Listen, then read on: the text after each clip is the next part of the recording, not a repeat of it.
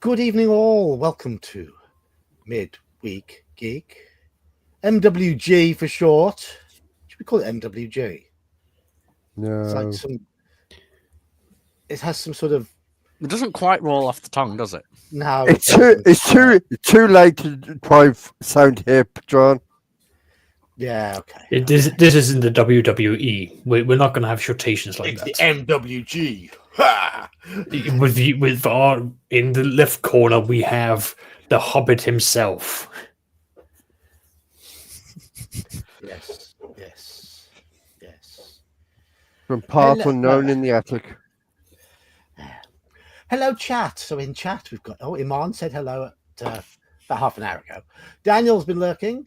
Halakar, you've sort of broadcast to the world your name by the looks of things. Oops. Is that his name? Who knows? Let's not confirm nor deny. Sarah Fiss has also broadcast to the world his name, which is really Sarah Fiss. There's where your name shows up in regular comments. Okay, so you can own those comments. Hello, Andy. Saxious has commented in there as well. Yeah, Oh. yes, I was AFK for a moment. How are you, chaps? You had a good week? Pretty good. I'm okay. I didn't stream last week, did I? No, you didn't. No. So you were at your daughter's game. Yes, yeah, we it was about an hour away. The game was, Yeah. and didn't get back till about 10:20. They played really well. They were up against an RAF select team, as in Royal Air Force select team, who are preparing for a tour of Spain and Gibraltar. And they played a series of sort of in a mini sort of round robin warm-up matches against our seniors and our reserve team, which is the development team that my daughter plays for. And the RAF team beat our seniors 5-2, and our development team only lost 2-0 to them. So they put in a really good performance. Made it difficult. But no, the RAF team were definitely better all game. It was obvious, but our girls worked so hard. So, but their level of fitness must be off the charts. Oh, if you're in the RAF, yes, they were. They were incredibly physical and incredibly fit. So, No shame in losing to the RAF. No. Well, there's not much money in women's football. Certainly, if you drop below the Super League in this country, and you get quite a few female footballers who can't quite make it to the very top, having another job and play football on the side. So these women, obviously, they're athletic, so they're in the forces. RAF is their main job, but they tour Europe playing football for the RAF. So they're no mugs. Some of these probably could have made it into the women's championship, that sort of level. So yeah, it's just they can make more money out of serving in the RAF. Well, it's like you said, unless you're in the Women's Super League, it's just not. No. Like, because they get paid basically as much as like an 18-year-old male footballer. Yeah. So, which is a decent amount, but yeah, it's more than most people would ever get. But still, like comparatively, the men at the same level as the women would get 10 times that amount. Yes, absolutely. I mean, my daughter has been paid to play. She's on a semi-pro contract, which means if she's picked for the first team and gets time on the pitch, she gets paid. It's about 30 quid. It's not a lot. But nothing. Hello, Ernie. Hello, Jerry. So, gaming recently. Shall we start with how your heroic has been going on a Friday night? You two have been disappearing away from my Friday streams to be superheroes. Well, Iman, why don't you tell the world how that's been going? So we actually missed last week, so I guess we got 2 sessions to catch up on. Go on then. Hello, Spellsinger. I go on then. actually, so I remember last session more vividly, so I can go with that. Yeah, just go with the last one. Okay, so basically, we were doing some investigating as we do, and we came across this this building. So I was doing my usual thing of being invisible and scouting out and all that sort of stuff, and I noticed that I was getting some. Basically, from the building, I was getting this like my powers weren't like penetrating through, and I was really confused by that.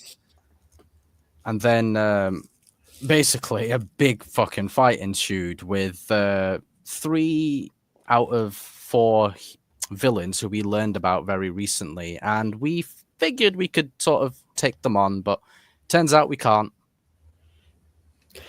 I upped the game for how villains can be played, and I showed the players what can happen when villains really take you seriously.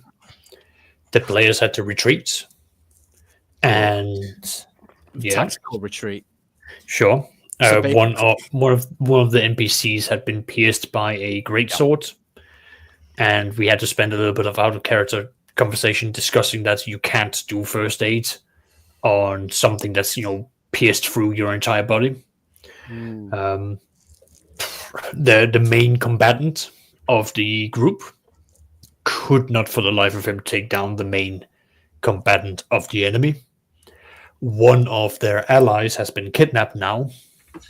Yep. There has been they've discovered satanic rituals that's been taking place.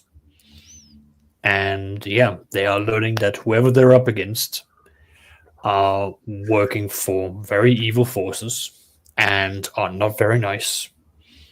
So it's all on. And we ended the session with one of the players saying, right, I'm now going to take the helmet of this other NPC. All of his powers are stored inside of that.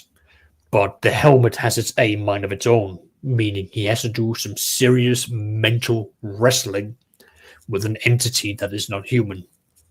And then we will see whether or not he plays his character or if I play his character next session. Because I have told the player, you put on that helmet and you fail, I am taking your character sheet away from you and you are just dealing your... Whatever happens, because that is the consequences of wearing that helmet. Actions have consequences. Hello, the way Hyrax. things were going, we would have thought that my character would have been the one to put the helmet on, but no, it wasn't in the end. Hello, Spellsing, by the way. Good to have you here. So, there was an OSE game on Saturday, I believe. The group finished. Your group finished Tomb of Horrors without slaying Acererak. We died. You died as you right should. at the end. You had died multiple times on the way there, though, hadn't you? What? Yeah. Stop saying that. I died once. Twice, including the end. On the way there, you said. That is not multiple, that's 2. Yeah.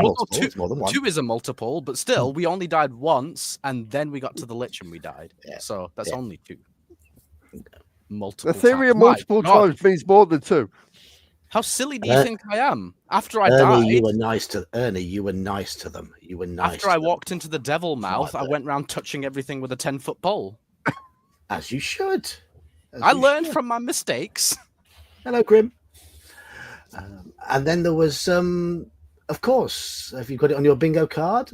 Call of Cthulhu last night. And the past 2 Friday nights as well, because Saxious has upped his game significantly. Yeah. Oh. So you've been getting horror twice a week.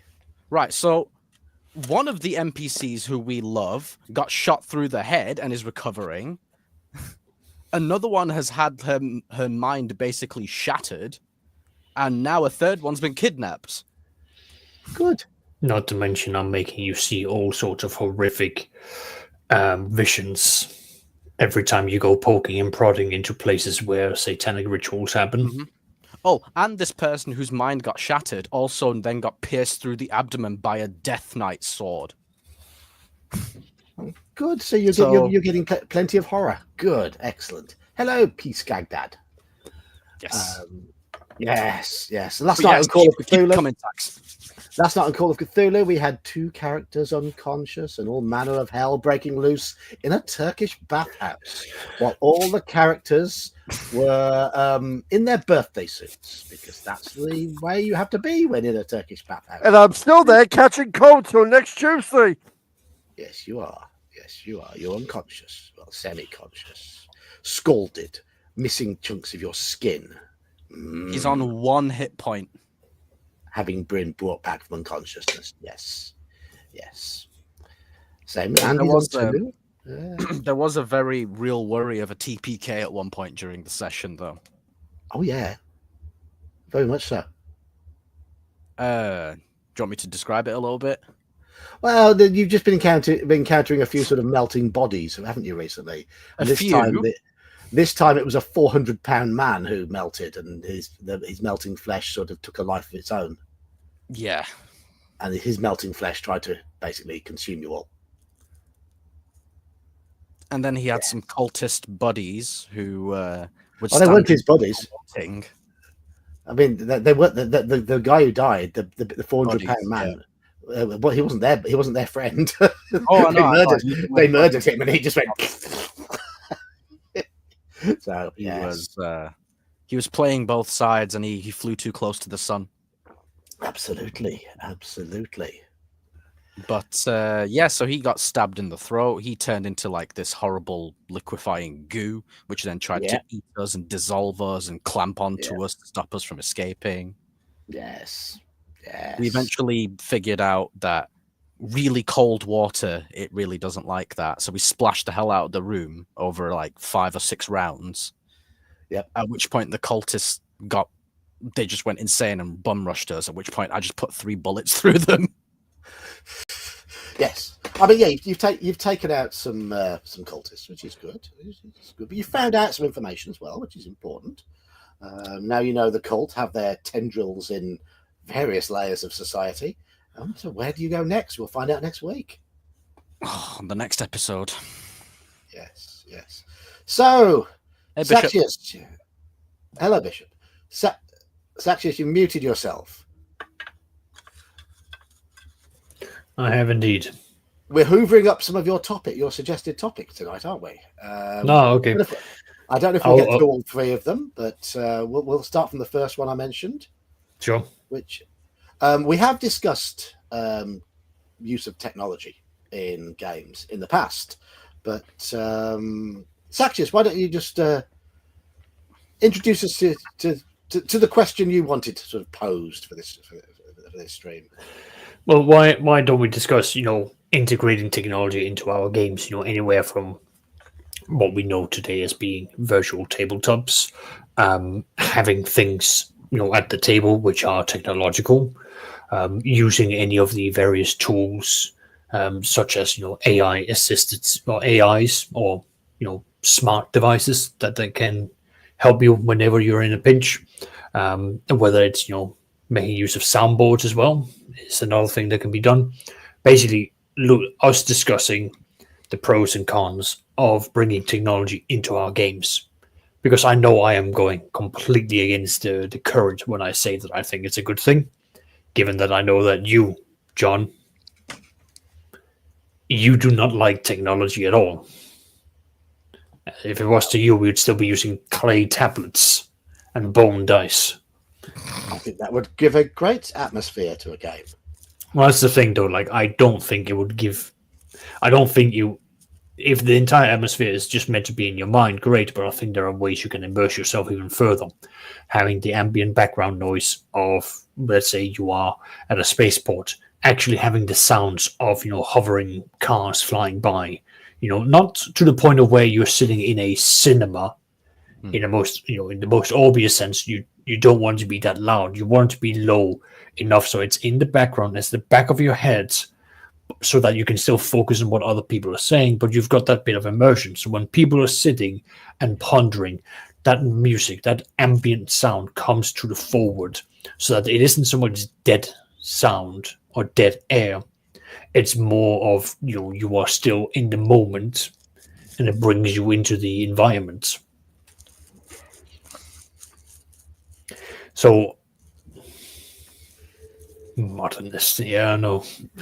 Well, Just chisel it into the wall, man. no, just So- carve it into their flesh. They don't want their characters to die now. So yes, I am very, very old school in how I like my games to be. I much prefer pencil and paper. I much prefer real dice. Obviously, with the logistics of getting to meet up with the people I game with, we're all at stages in life when all it takes is a sick child, work being requiring you to stay in for an extra few hours, and it can cause the cancellation of sessions. Thus, to get regular games nowadays, you often have to look online. So you are using, there is some technology going online using Discord to get games, and thus that's how I have got to know you lot. I mean, I encountered Joker through a pub quiz, but the other two of you, I met both of you, had a proper chat with both of you through Discord and meeting you through streaming and stuff. So yes, And now you've met me in real life. I have, yes. And so yes, I respect technology for that. Counterpoint, though. We use Owlbear Rodeo for a lot of our dice when we run most of our online games, just so that I like everybody to see the dice when they're rolled. I think it is part of the atmosphere of a game, people seeing dice. I don't like it when people roll dice in private and then declare what they've got. I like watching people roll dice when I'm a player and when I'm a DM. I like everybody to see the rolls and everybody to feel the highs and the lows and what the dice give and what the dice take away. And I think having a centralized dice tray on Owlbear does a good job of that. It's not as good as having real dice at a real table, but it does a serviceable job. But beyond that, every time I've seen other technology brought to the table, I feel it has got in the way.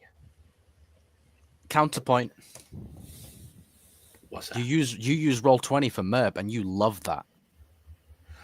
Because okay, yes, MERP. If the game is the sort of game which is quite complicated, if there's a lot of maths involved, and I don't mean just a few plus ones and plus twos added together and adding to a D20. I mean MERP level of sums, then having an automated character sheet to help with that calculation is good. Because MERP gives me a headache to run it. Well, all the mental calculations you have to do would be really taxing, Yes. There are definitely things that can be useful to streamline it, like what virtual tabletops do. But I think a point that needs to be made here is that if you're going to be using technology, you need to invest. And I don't mean monetarily. I mean, you need to sit down, invest your own time to become familiar with how it works, which is what I assume you've done, Geek, when it comes to your MERP. You've had to understand how the character sheets work and what you click so that it does right. And we've had this talk before where you were adamant you absolutely hated one of the Call of Cthulhu character sheets because you felt that it was way too complex. You wanted it to be simple, click, done, dusted. I've done the comparison between those two specific sheets that we discussed. The one that you felt was too advanced actually had all of the various accessibilities so that you could say, right, you now have extreme situations, you've got these modifiers, you've got that, so you could easily check them along as you were going backwards and forwards. So that way the onus was there. Whereas I believe the one that you were using, you just click and it goes like, here is like normal, difficult, extreme sort of thing. It's already lined out. It's the same Yes. outcome. The difference is that, where the input is being done. And effectively that's down to that. So, but putting down the time of realizing how it works.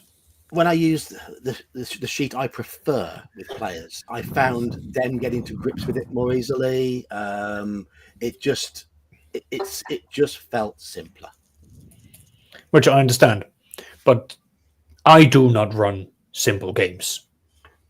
I do not run games that where it is. I mean, I know you're going to be screaming out the whole goblin thing. That was a fun side thing where the focus was elsewhere. My general games are very complex.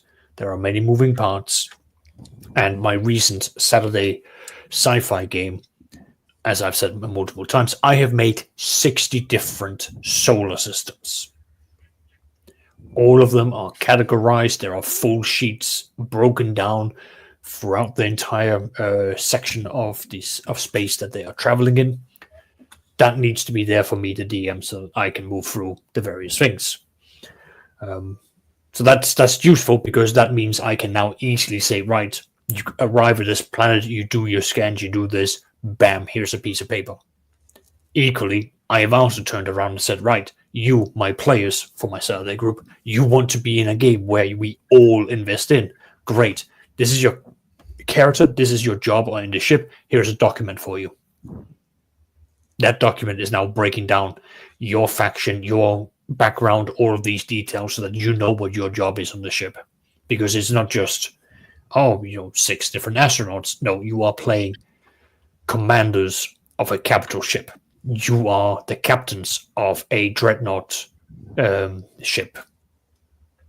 You have got hundreds of people who work for you. You have a higher position. You are a senior member of that ship. You do not diddle-daddle. You've got serious responsibilities, and you come from backgrounds and expertise that are all meant to gel and contribute to that game. It's a very different game to the type of games I run and play. I mean, yeah, by absolutely, it is to the point where I would say we are not even. It's completely different ball games. But in that situation, by me having or generating these PDFs, I can upload them to Roll20. I can make an entire folder that goes, right, this is this information, so the players can go and read not just their own, but they can read other people's documents so that they can familiarize themselves and cross-pollinate. You can then have all of the breakdowns. I can upload screenshots. I can make tables and graphs to show the players, what happens when we go into combat. What do we do from here, so that they have got a very easy click here, open this, read that, and then you know what you're doing. Bam, done. Do you rely on this sort of technology, though, to run a face-to-face game? When it comes to, so it depends on what kind of complexity we're dealing with when it comes to face-to-face. The game I'm running on a Saturday, I absolutely would be relying on that. There are just so many things that you cannot work without if you were to do it in a normal pen and paper format.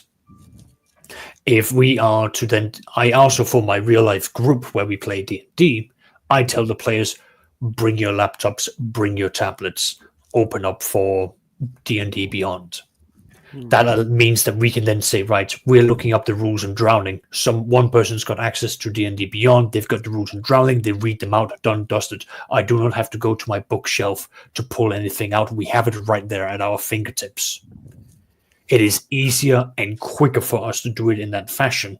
It is more efficient, and it also means that we can have the official ruling, and then I can say, wait, I don't like that ruling. I would like to do it this, and this way. So that way there is absolute full transparency for what I do to the game, and I'm not making something up at the seat of my pants. Of course, if rule books are organized with a decent index, then that can easily be done with books. Okay. And that, I mean, yeah, I get your point there, but I heartily dislike D&D Beyond, and I've found another reason to dislike it recently. The main reason why I dislike, Yurong says that he believes Foundry is a better VTT than Roll20. I know there are a lot of people who do like Foundry, but Foundry is a bit of a barrier to entry in terms of the amount of work you've got to do to set it up. I've said many times that I believe it's better that a player learns the rules of the game properly by manually making characters and learning where the pluses come from, rather than just them inputting them into an app. And I've seen it happen at the table where people haven't quite understood why. I want people to know why they're getting a bonus, not just what their bonus is. That way they understand a little bit more. But for me, the biggest problem with D&D Beyond, and this speaks of Wizards of the Coast. One of my Monday night players, Jordan, he uses D&D Beyond. He's got his character because Mike doesn't. I would make him have his character on a paper sheet. Mike doesn't. We're all sat around with them on paper sheets, apart from Jordan. He's got it on his phone, and he has had to type in the descriptions of all of his character's spells, because Wizards of the Coast removed all the 5th edition stuff from D&D Beyond and replaced it with 5.5. Yeah. I mean, so that is a part of what can indeed happen. You can also buy, the specific products where you then get the 5th edition rather than the 5.5. You can do that. I know that the SRD, which is what is linked in with Roll20, would still have the 5th edition one. But again, so he's working from his phone. If he goes back to his laptop or his computer, copy and paste.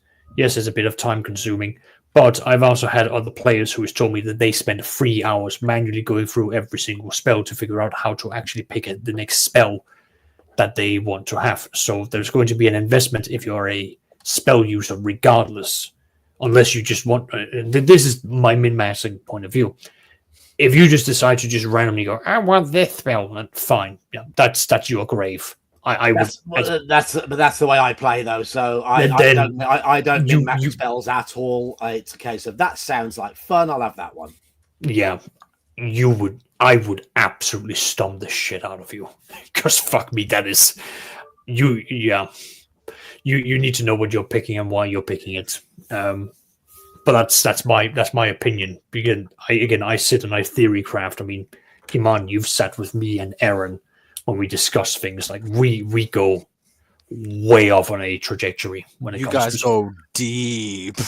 I mean, to be honest, it's partly me being a bit of an arse towards the game in that sense, because I don't like 5th edition. I've made it pretty clear to that group that I'm only there on a Monday to support Mike and just to have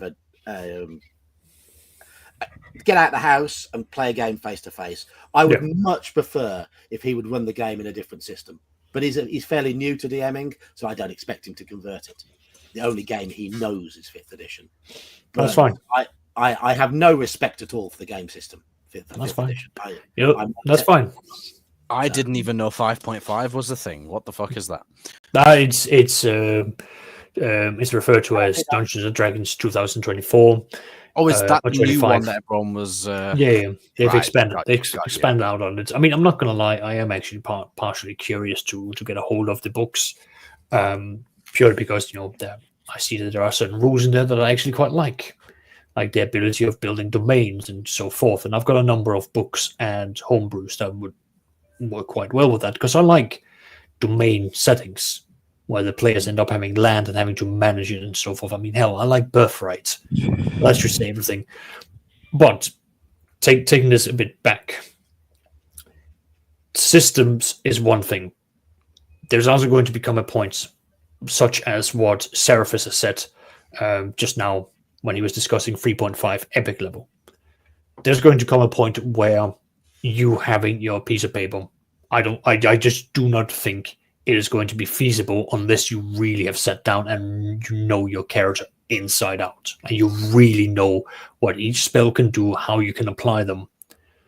But once you start getting, again, if we use 1st edition or OSE, you start getting up into 8th, 9th, 10th level, you are going to be casting things that are very complex and are going to have some criteria requirements. So when you come into 10th level in 5th edition, you're going to be having a lot of spells being cast, and you can have a lot of counter spells being cast, especially given that you've got 3 actions. You need to be keeping on top of that. And if you don't, that will upset the game. It will upset the game master. Ergo, in my experience, that's where you're going to have me using virtual tabletops allows the players to easily take off the things that they use. I believe that, say, since 4th edition, D&D has been designed around an expectation of some degree of technology being used. I dislike 3.5 partly for the reason of the level of crunch. And I get that. That's probably, I mean, that might be why Seraphis likes it. It might be why you.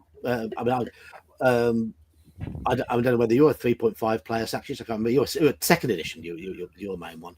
But I can't stand 3rd edition 3.5. Didn't like 4th edition, and I initially liked 5th edition, but I didn't like the way it went.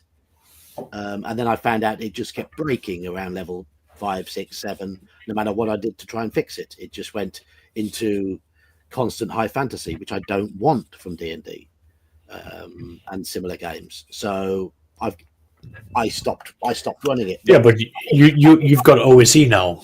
Yes, like that is your thing. Yeah. I think partly my aversion to technology in games is I prefer to run games that don't tend to need it.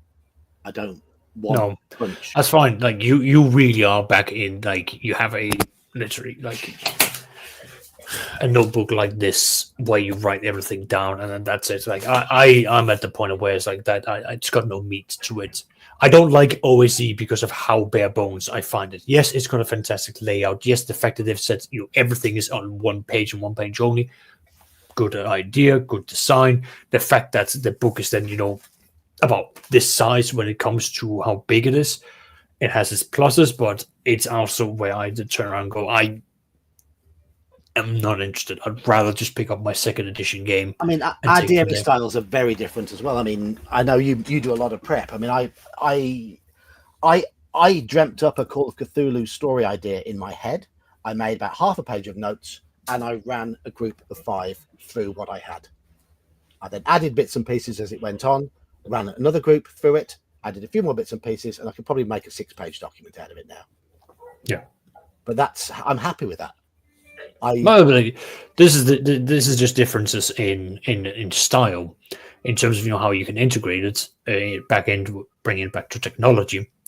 There are still other things again, such as we're going to take back in ambience.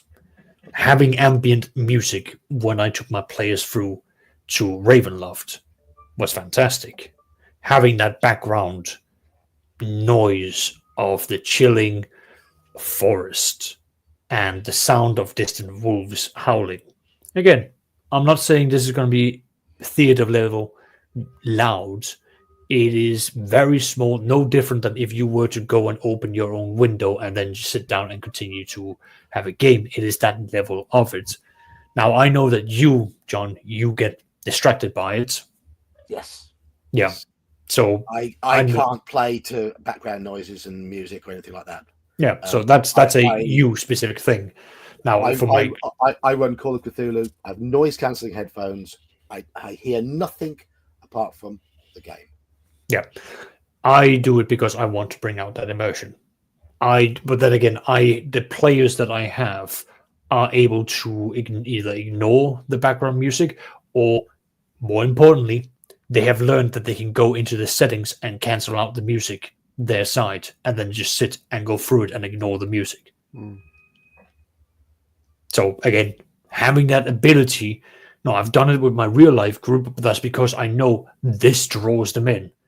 I am partially tempted on buying a portable sound speaker and then just having, waves to be played while we game. Nothing more, just the sound of waves and seagulls, because it is going to be a nautical themed campaign. There is always going to be, the sound of the waves going to be nearby, unless they go into the deep jungle, in which case, fine, I'll just turn it off and move on. But that's what I'm considering. As for my other games, it's been great having, either music or back. When I say music, I don't mean music from the radio. I mean music in the terms of like you enter into a tavern. I've got a tavern music playing, and then just leave it at that. Again, low volume in the background, sound of people laughing, moving around, drinking, that sort of thing. Something so that you feel you're now in a tavern, you're interacting, you're dealing. And that's what I make use of. It helps bring the players in my experience. No different than if you were to go to an actual Renaissance fair or a LARP, where they were dressed up as the people, where you actually have musicians who are trained to play the flute and beat the drums in a specific. And bards doing part-time singing, yeah. Exactly. So that part of that experience with the Renaissance is that you actually get to hear and see these things, and I'm trying to also emulate part of that when I do it. It's also one of the reasons why I love maps. Bringing something up, having it all lined out. The players can go around and interact. I made a gigantic map on Roll20 where it was 120 squares across, 120 squares down. Massive.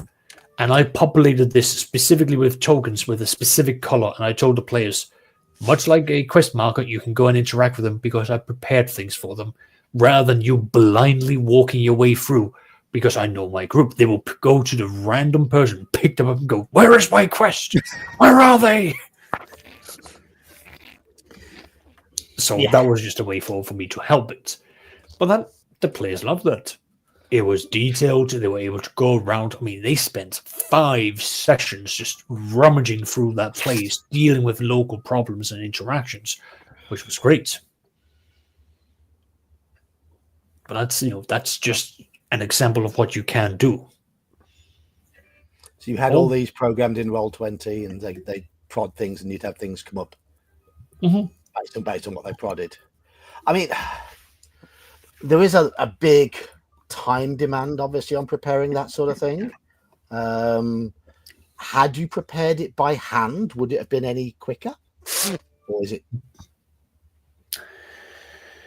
The 120 by 120, no, that would have taken me a very long time, because I need to see the map, I need to see what's going on, unless I basically go like, now I'm just going to break it down into districts, and then keep the districts vague and ambiguous for how big that they actually are.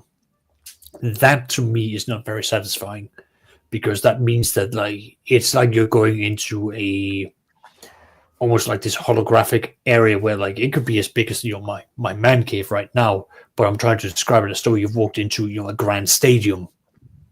But as the players, they will just keep on moving around. I like having the level of details of being able to zoom down and say, okay, here is where it is, here's where that is.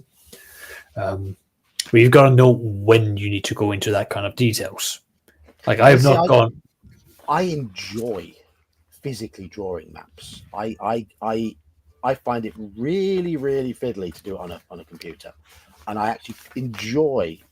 I find it quite therapeutic to just sit down with a bit of paper in front of me and sketch something out. Well, I was going to say, so right now you are actually able to buy from Roll20 certain sets where they will take a 30 by 30 square, or 30 squares across, 30 squares down, and they will have an entire map made for you. That's the sort of thing I draw. Yeah, I know. For the life of me, that can fuck off. I enjoy that. Yeah, I do not. I will go on to Don John. I will go on to some of the other AI generators. I will tell it I need a map or a dungeon of X amount. Pump something out for me, and they will literally make the entire lot for me. I'll go through and go, I don't like that, replace this, so on, so on. To me, it's about maximizing my own time. Right. Sitting down and making that sort of thing. Okay, but let me turn around. You spend all that time on that map, and the players turn around and go, we don't want to go in there. And they leave. I'll use the map for something else. So you'll just go, so this is now being used for that, fine. But no, I mean, my you know how we often have little sort of fidget things to keep us concentrating. I mean, those of us who struggle with concentration, which I do. And on a Monday night, I take my pens and paper with me, and my fidget thing while we're playing is to doodle. I mean that I did last 2 Mondays. I drew that one while we were playing, and it just calms me, and I can doodle that while playing. That's fair enough. I enjoy it. I do. That's fair enough. Like again, I Sorry, I missed that. Can you show it again? That one. Oh, is that the doodle or the map that you didn't get to use? That's a map I haven't populated out yet. I just draw maps. I enjoy it. I'm not I'm not a good artist, but I'm fairly good at. I've stolen my mapping style from various people online, like what's his name? Who's that? Dyson Logos. I read through a lot of his tutorials and thought I'll nick some of that. Some good ideas there. And I do a bit my own way, but yeah, I'm not too bad at drawing maps. I'm no good at drawing people. I'm no good at drawing monsters, anything like that. But maps are all right. I'm not good at drawing anything, so you're better than me. There we go. I leave that stuff to people like Joker and Anne. I just defer over to AI generated art, and I use the various AI tools to then generate the maps if I need a dungeon or the like. That's it. Because that's, again, to me, it's about, the map in itself is almost inconsequential to me. I can redo it however I need, but it's the same way I treat world maps. I don't go out and make them. I steal whatever I can from online. I think it's one of the reasons why every time I make a new fantasy campaign, I start from scratch. I just go, right, brand new one. I don't reuse the same world. I just move on and I'll build a brand new project. I do. I'll use bits of a world I've made in the past in different ways. But Bishop says, how about a guest or co-GM sitting in for certain NPCs, different voices? I mean, that's off the topic of technology, but I have had players play the roles of NPCs in certain scenarios. Mike Henri. Mike played the part of Henri, who was an NPC. He did a fucking phenomenal job of it as well. Yeah, and not to mention John doing an impression of you, and then you end up coming in and doing it properly. Oh yeah. So John introduced a bard NPC into his OSC campaign, and he made it sound like me. And then Andy summoned me. He was like, "Iman, why don't you voice him?" I'm like, "All right, then why not? Why the bloody hell not?" I'd been doing that voice already for him, like he'd been making him proper northern, like he lives in an igloo. Would you like to come into me igloo? Day. Would you like to come into me igloo for smoke? That's it. You ain't leaving my igloo till you're blazed enough, right? You understand me? Yeah, but no, Some of the guys woke up the next day and they were extra hungry. I mean, I guess for me, I've got those two aversions to technology, really. One is the distraction factor, and the other is the complexity factor. I don't particularly. The only game I run with any degree of complexity is MERP, and I streamline that anyway. Well, is it fair to say that you like the use of technology if it simplifies things rather than complexifies them? Yes. But I don't tend to run very complex things anyway. Well, MERP being the exception, as you mentioned. But and that for me it makes MERP just having an automated character sheet. That's all we have really is an automated character sheet. Which you do it on Roll20 as well, though, don't you? Like, do you have a map? I when I had a subscription for one of the websites, I used to draw the maps in that, but I was using it so little, I stopped the subscription. So now I just doodle them. Right. But if I was playing that at a table, we'd just have a whiteboard and be using little counters or something moving around on a whiteboard. I don't use measurements or anything. I'm quite abstract with that. I have no interest in measuring, no interest in counting squares, nothing like that. So I don't use it for that purpose. It's just to give a general idea. I could draw them, scan them in, and put me Roll20, but why? Why? Extra time. That sounds like effort, Manfred. You know who you're talking to, right? I'd much rather just run from notes and go by the seat of my pants. Yeah, but that's me. And it's also the fact that most of the time I'm running a game, I've been at work all day, and I'm thinking, shit, I've got an hour until the game's going to start. So because you leave it to the last minute, but again, that's a part of the complexion, which you live by. Yeah, everything in my life is last minute. Well, to be fair, he works 7 days a week a lot of times, so yeah. I'll allow you to do that. Not 7 days a week anymore. I mean, Monday, Tuesdays I've got off regularly. Well, now. no, but I get the pub Only quiz fair share. does take you time to set. The pub quiz takes you time to set up and to actually do. Yes, and that takes up at least half your Sunday. And Monday's mostly spent sleeping, and Tuesday I play my driving game a bit, and then I do my prep for my game on the Tuesday night, which typically involves quite a bit of reading. Well, the quiz side, that's not when he's recycling questions from like 3 years ago that needs to be re-asked. They're not 3 years ago, 6 years ago, typically. But I write some new stuff. I do recycle some stuff. The people that heard that question won't be there anymore. Which question? Hey, bear. I was just talking about the pub quiz on a Friday. Just talking about my work. Who's going off topic? Oh, that's a shock. No, It was to do with the time sink that is technology. Really, it can take time, whereas I'm looking for things to save time and make life easier. So I'm lazy. Bear, your thoughts on technology in games? I know you've used quite a lot of AI music to. I use a lot of AI. Period. Yeah. See, I've never dealt with AI at all. It is an absolute god. It is amazing. For DMing, oh my god, it's such a user. Honestly, that's a good segue to get into that because that has saved. I'm literally running an OSE game after this later tonight, right?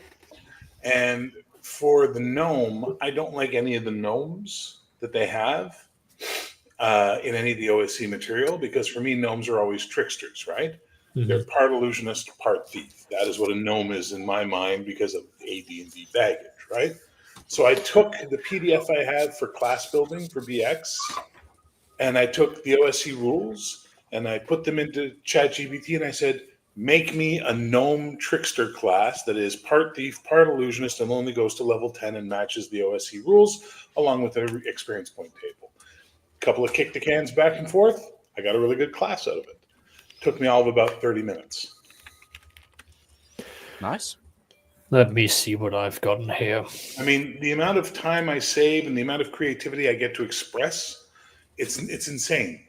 And anyone who sits around complaining, oh, AI, this, yeah, just stop.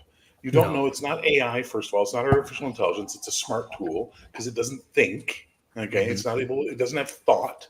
It literally just follows algorithms trying to produce the most probable results. Secondly, it's going to steal everybody's jobs. Well, yeah, and steam engines stole jobs, and printing presses stole jobs, and typewriters stole jobs, and that's just the way technology is. It just happens that's where we are right now. So if you're a referee or a GM or a judge or a DM or whatever the case may be, we definitely call them an RM. I don't know. I just think RM sounds better. AI tools can be an absolute godsend for your campaign. They're limited. They can't do everything you want them to do. You can't produce decent dungeon maps or anything like that. But they're really good and really helpful. John, if I may suggest something, sign up for ChatGPT. It's free. And then just tell it that you need to have an idea for a campaign, and it needs to be based in a dungeon for this level, and ask it to give you a 5 or 6 major points and be detailed for the events for what's going on in that dungeon, and just let it generate it out, and then you can kick back and say, well, I would like you to include this and this, or have a theme around this and this, and just see how it goes back and tailors what you want. As Bear said, this can be done within half an hour, and you will then have an outline of a dungeon, which is going to be abstract, but have the key points for what you want. And you can do that, and you can just rock up, and you can deal with things. Hell, you can even have moments where it's like, oh, the players are coming into this town, and they're going around asking for rumors. Type in, give me 10 different rumors to have for a group of adventures between level 4 and 8, and give it a breakdown so that you can see what kind of levels that they are, and then what they're going to be, and then you can twist and turn around for that, and you can do all this. It's right there at your fingertips. First of all, I want to answer Halakar's question. It's not stealing other people's work. Again, this is the misinformation train that runs down the hill as fast as possible that we've been fed for a couple of years about AI. Because it was trained on other people's work, on existing work, people say, well, it's stealing. Well, guess what I was trained on? All these fucking books behind me. They all formed how I write. Does that make me stealing? Every artist out there, whether they use a light table or not, has influences from other artists. They don't sit in a cave with no and produce art. I mean, you do have a point. I mean, yeah. I mean, our modern rock and metal artists stealing from Black Sabbath, for example. Exactly the point, right? Are all modern rockers who cite the Beatles as their influence stealing from the Beatles? No. So the point is that you're going to guide it. It's going to give you something, but you're not going to like everything it gives you. So you're going to say, okay, change this, change that, reword that, expand on that idea. Okay, no, I don't like that. Make it this instead, and you're going to work with it like a partner. You're going to kick the can back and forth, back and forth, back and forth. And what comes out of that is yours, which is why the arguments over AI copyright are happening right now. Because technically, every writer in the world in English is stealing from Shakespeare. Every fiction writer, every playwright. Halakar makes a better point there, though. He says you acknowledge your influences. If AI produces, you can't always say what the influence was. No, I don't. That's fair. I don't write something and go, this was influenced by this issue of this comic by George Perez and Marv Wolfman, and then this run of X-Men of Chris Claremont and John. No one does that.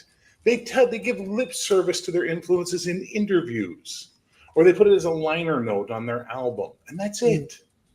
Starblazer, to be honest, my chosen VTT is I prefer to run games without the use of a VTT.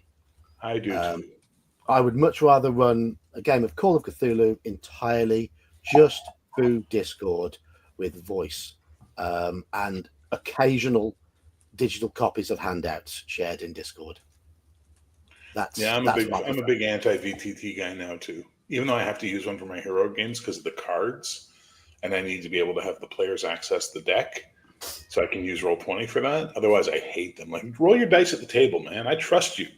Like, look at in the Codex Albana. Roll your dice. I trust you guys. If cheating at a game of make-believe is what it takes to make you happy in life, so be it. You've got bigger problems than I'm going to worry about trying to police your dice rolls. We did mention this earlier, though, on the stream. I very much, when I play face-to-face, I like everybody to roll their dice into the center of the table and for everybody to see all the rolls because it's part of the atmosphere of the game. Everyone laughing, joking, when someone rolls a 20 at the right time, it is part of the atmosphere. And thus, I do like having a communal Albert Rodeo window open where we all roll in there. We can all see each other's rolls, and thus you do emulate that to some extent. Is that the old school Albert Rodeo, the first version, Albert Rodeo 1? It's just whatever the Albert Rodeo is. It's the first one. Yeah, because they did a version 2, which is awful. It just became Roll20. But I heard the original Albert Rodeo was really, really good because it was basic. It was basic. Yeah, I mean, Starblazer. We used, John? Yes, yeah.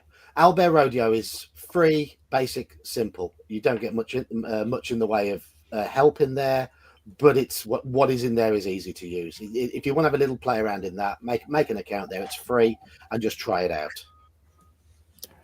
I defer back to my return question, which is how much time do you want to invest in? Yeah. You can have anywhere from, Foundry, where you can actually have, specific areas within a room where sound is being emanated, and then as you move further away with your token, the sound disappears. Interactive. I've even had other VTTs I came across where you could link different maps together, so you could come to through a forest, find a dungeon. When you move through a certain part of the map, it would then move you into the next map layer, which would then be the dungeon, and you could explore that and keep on going. It would make it all be very seamless, like a video game. Again, that takes the time and effort that you, the dungeon master, sit and familiarize yourself with how it works. So the question is, like, how much do you want to put into it? Yeah, see, for me as a dirty, filthy story gamer, a VTT is next to useless. Mhm. Because the amount of prep work I have to do offsets the way I run my games, right? Mhm. I'm very much, if a moment of inspiration happens in the middle of a session, I'm going to run with it. And if I'm using Foundry and I haven't created that asset and put that asset in the right folder and this and that, I can't use it, right? I'll stop the game while I make this thing. Hang on, guys. You know what I mean? Roll20 is a bit better. I can drag and drop and play on the fly, but even then I find it annoying. So I just prefer theater. But if you're doing dungeons and you're willing to set up all the fog of war and the active lighting and all the other stuff, man, like he says, how much time are you willing to invest in learning? Yep. Foundry, what's that one? Fantasy Grounds. They all have these features. Yep. No, it's all there. It's all depending on what you want. But yeah, I mean, going back to, again, I think AI is something that is going to be. I mean, the genie's out of the bottle. We're not getting rid of it. It's here for us to use. Sorry, what? And you're right. It's out. You can't put the genie back in the bottle. It's out now. Yeah, and I don't see any downside of not using it.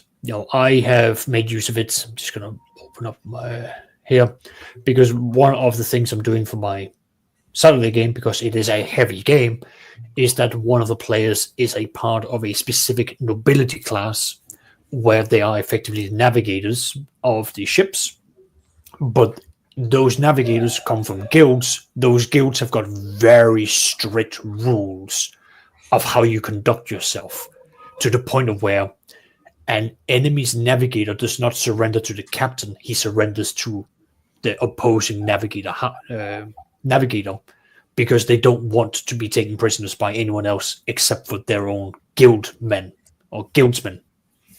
So I have to make a document that basically goes, here is the common behaviors, so that you've got it. And ChatGPT has been allowing me to jump back and forth to generate this to the point of where I am happy with a basic set of rules that I can then share with the player. And I'm then going to do that for all the other players so that they are more comfortable in their role within that game. And it's also helped me spitball a couple of ideas around for when I need to start the game or continue a campaign. Because sometimes you just run into a dry spell of like, well, what do I want to make?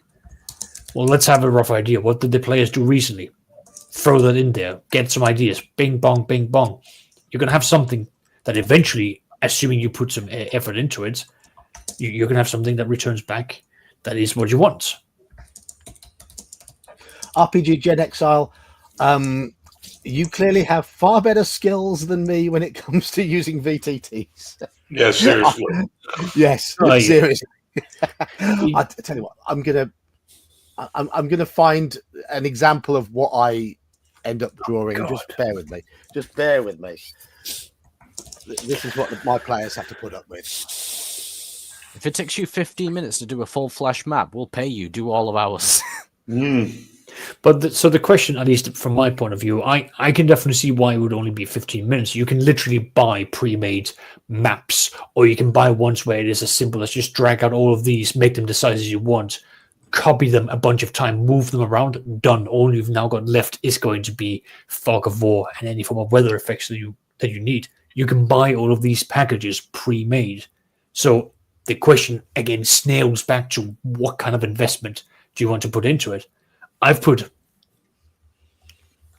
definitely a couple of hundreds of bucks into my Roll20 account not looking at the subscription, purely the amount of assets that I have. And I think it has been a high return for my investments because I have got all these things. Now I've moved away from tokens. I can generate those for free. I need map assets or specific tokens I can't get elsewhere from the internet.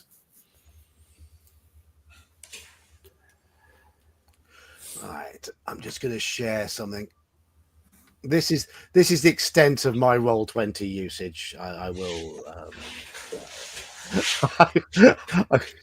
He's outing himself. I'm outing myself. Here we go. There we go. That's the quality of my drawing. There we go. Look at that. Is that Cthulhu? Okay. Yeah. That's my Merp. organ. No, Yeah. not the game. I was talking about the drawing. Yeah, it looks more like a puppy with a big head. I have no idea what I'm looking at. Dijon Frise. But then again, like this is down to like what you want out of it. Again, that from a free account, that's where you can make, or you can even upload other things. They are there to make it easier for you, the game master. It does require some learning and has a learning curve, but this is where it's much like anything else you're doing in life. If you put effort and time into it to become familiar with it, it will then allow you to have it. Yeah, That's what they were fighting on Saturday night. Dire horns. It's rough. Yes, it is rough. It's very rough. You can But tell he's feeling sorry for you. yes, but listen, if you are wanting to make use of it in that way, there is no shame in it. It's easy. It's just like, here, a couple of doodles. Here you go, done. Not everyone wants to do a top-down battle skirmish game. I know I do, but that's me. Other people would prefer a much more chaotic theater of the mind setup, and by doing such quick duels, you can just move things around just so you get a concept of what it is. Again, not everyone works with the theater of the mind. Some people would prefer to see something in front of them. Either way. Scagdad, we have been Friday nights.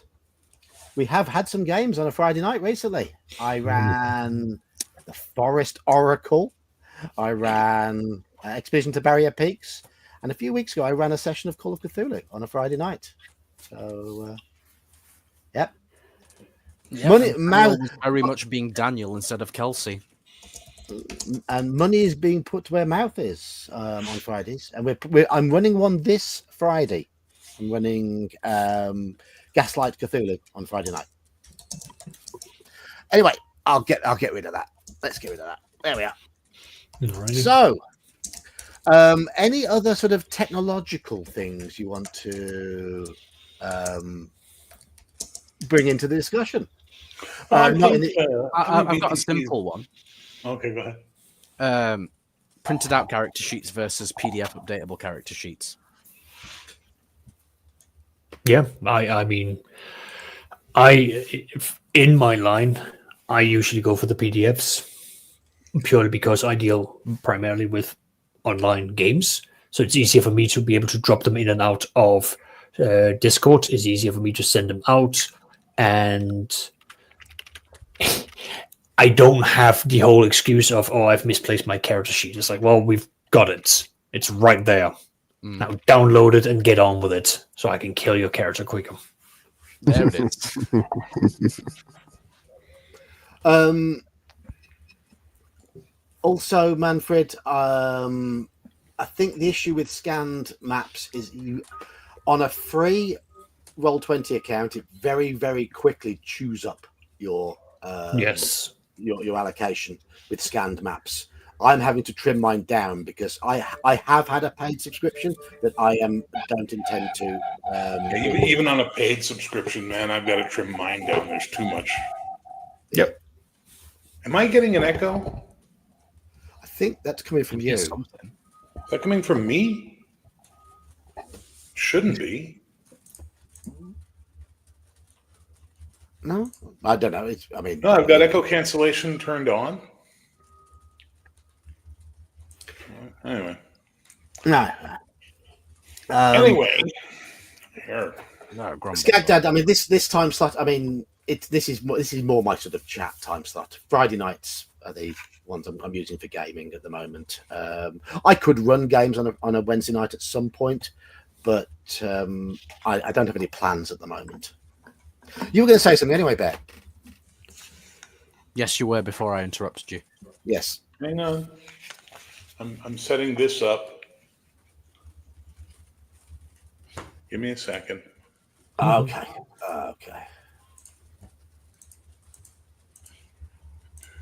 Okay, I should be able to hear you guys in my headset now. And just in case I do have any echoing happening, it's not going to be me. So if it happens, Okay. You were going to say something about technology anyway, Bear. Oh, I was going to say, I think also VTTs make you lazy as a GM because you stop describing rooms. You stop telling them what's in the room, you just let them look. And then wait for them to ask you questions about it, right? I have seen people do that sort of thing where you start off. Yeah, I mean, this is something we have argued about on a Wednesday night before, and I have certainly seen it where the game gradually devolves into more of an exercise in moving pieces around, and there's a description just sort of drifts. You start off with all the right intentions, but it sort of drifts, and yes, a laziness does tend to creep in, which doesn't happen if you're running Theatre of the Mind, because it can't. No, you can't. Yeah, exactly. No. And that is just something I've experienced in time, and I prefer Theatre of the Mind. I'm not gonna at all poo-poo anyone who wants to use VTTs. Go right ahead, fill your boots, have a good time. Me, I prefer Theatre of the Mind. Right, it's a multiple topic stream tonight. So, what was your topic 2, Saxious? Well, the second one that I brought up was RPGs across cultures. Basically, I want to discuss when we use non-European cultures to make it a bit more different.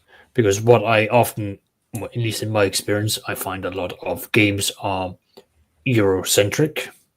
Not that there's anything wrong with that, but I find that it becomes a lot more interesting because everyone now has to do some investment and reading up once you are picking a culture that isn't just easily going, oh, it is French, it is English, it is German, it is Scandinavian. I was like, no, this is now, or even if they say Greek or Italian, it's now Turkish. You are now dealing with Romanian, Bulgarian. Inspirations. Let's take some Russian inspirations. Let's go into the steppes for Uzbekistan and Tajikistan and see what we can find from there.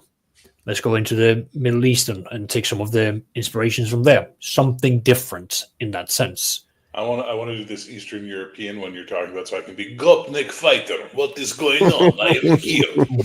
This is my +4 shield of Adidas. You want my cigarette? I mean, I had an entire Shadowrun campaign where everyone were basically Balkans. It was the greatest run-up that we had with like I think he was a Serbian troll. We had a Croat, a Croatian, and an Albanian, and then the one player who just could not for the life of him actually commit, decided he wanted to be English, so I just had him be mistreated by everyone else. Yeah, but don't forget that Croat and the Serb and they got their own shit they're gonna deal with. Yes, I know. It was the entire setup of I had made an entire setup of like the Russian Boris Visekov were on the rise, and a lot of the groups were basically going like, okay, I hate you and you need to die. But the Russians are right out there, so we have a truce for now. And we all agree to that. Okay, but it was Croat bastard, but after it's done. It was great. They sat there, they were just going like, oh yeah, we killed them. Don't worry, I'm gonna stab you worse. And it was hilarious. Like I can buy it, man. I've never run a fantasy themed game in any world other than Western Europe inspired. I am playing in one at the moment where the DM has brought in all sorts of cultural references into his world. Haven't you, Bear? I don't know what you're talking about. Starblazer says, my mind went to Star Trek and playing as Romulans instead of the Federation. You don't need to play Star Trek to get that experience. You can just play Vampire the Masquerade and I'll be Ventrue. And that'll be like playing Romulans. That's Oh, God, yeah. I just saw Saxious' face light up then. Oh, he mentioned Ventrue. I'm like, oh, boy, yes. Mentioned Bruja. I'm like, oh, yes. Dirty, stinking Ventrue, but that's not it. No, As for Codex Albana and the West and my setting of Agos and the continent and all that, yes, of course I use real world references because I want players to understand things. Yes. Because they're not going to read anyway. So it's really simple to point and go, that's England, that's France, that's Germany. And then they can go, oh, now I know what fake accent to do and what kind of an ass to be. And therefore they do. Case in point, your French-loving Englishman is quite the ass because he takes all the worst aspects of the British and marries them to an absolute fetishization of the French. Boom. It's perfect. Right? But it also helped, I think, Iman's character, right? Yeah, you're English, but you're also Beshite, which is, North African-y, think Algerian, Moroccan type thing, and it worked out well, I think. I think it helps. I could be wrong, but I've had no complaints thus far. Yeah. No, it does help because you have something to latch onto and then the creativity flows from there. Yes. I've said many, many times on these streams that give me a grounding that I can be familiar with, that I can work with, and I'm much better at improvising and being more creative as long as I've got that foundation in place that I can understand. Well, and this is the problem with something like Greyhawk or the Forgotten Realms for the most part, right? What is the culture of Furiondi? What is the culture of the Duchy of Ten? What are people in Perrinland like? I can tell you that Perrinland is Switzerland. Are you sure? Yeah. Are you 100% sure on that? Because I know it's named for Kevin Perrin. So I don't know if it's Switzerland or not. If you look at the iconography and the way it's all set up, it's cantons. It's we have in cantons the mountains. here. We have mountains. It's in the mountains. It's got an air of neutrality. It's inspired by Switzerland. Look at they all talk like this when you're there. They have a Swiss accent. Like my point is they left all that out of Greyhawk. The cultures of the place. Yeah, they did. Yeah. They give you this weird Iridian and Flanet and all these, and what they called the Nazis, the pale Nazis. Soul, I can't remember what they're called. Anyway, the Suel. Yeah. But they don't mean anything. Right? No. So Perrinland might be Switzerland. Which Switzerland is it? Right? Like that kind of idea. So it's one of those things where, it leaves you as the GM having to do all the work. Yeah. Nothing pisses me off more than paying money for a product that makes me have to do more work to finish the product. I mean, I've got a soft spot for Greyhawk, but that's because it was the setting for everyone has a soft spot. And I can see the references, like Ket is based on the Ottoman Empire.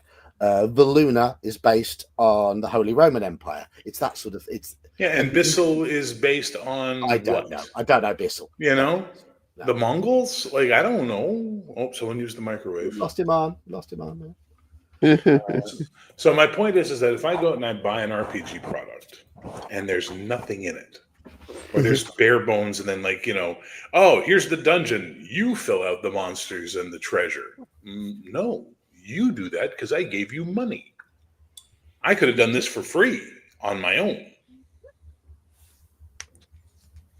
That is true. I mean, that is true. And I think there was a lot of information in that original box set, but it was it was at the same time, it was bare bones, designed for the DM to build upon it. Greyhawk wasn't designed as an adventure module. The modules were set in it.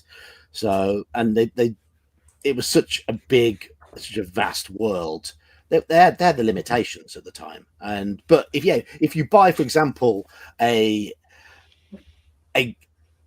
book detailing a specific region, you want the details. You want the details of that region. Well, Mystara, even though I don't care for Mystara, did a much better job. Every country has a culture, it has a behavior pattern.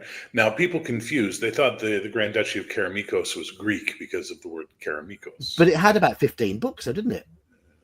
Well, for the entire series, they had a ton. But when you first got it, when you first looked at the thing, everyone was like, oh, Keramikos, it's Greek. It turns out it was Romanian. The inspiration for Keramikos was far more Romanian, Balkan sort of feel to it, right? So it's you got to look at the details in the product, but if they don't give you the details, No. So I mean, obviously, this whole thing of bringing in cultures and whatever, it's one of those topics these days where you're walking on eggshells a little bit. I stomp on them, but that's not here. Yeah. I Put in the effort. Actually, if you're doing caricatures, I think we've discussed this before. If you're doing caricatures with the intent of it being harmful, then yeah, what are you doing? But you have the internet at your fingertips.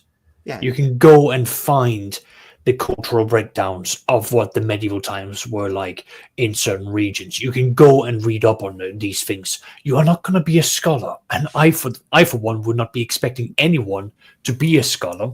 If they just put in a little bit of effort into it, then great, fantastic.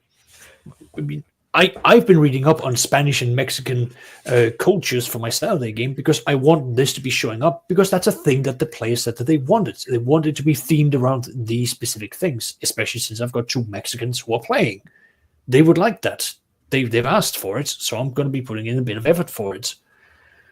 But otherwise, I do the same thing in Heroic. You see what I do in Heroic. Yeah. If I'm introducing a character from another culture, I'm trying to make sure that I understand that culture.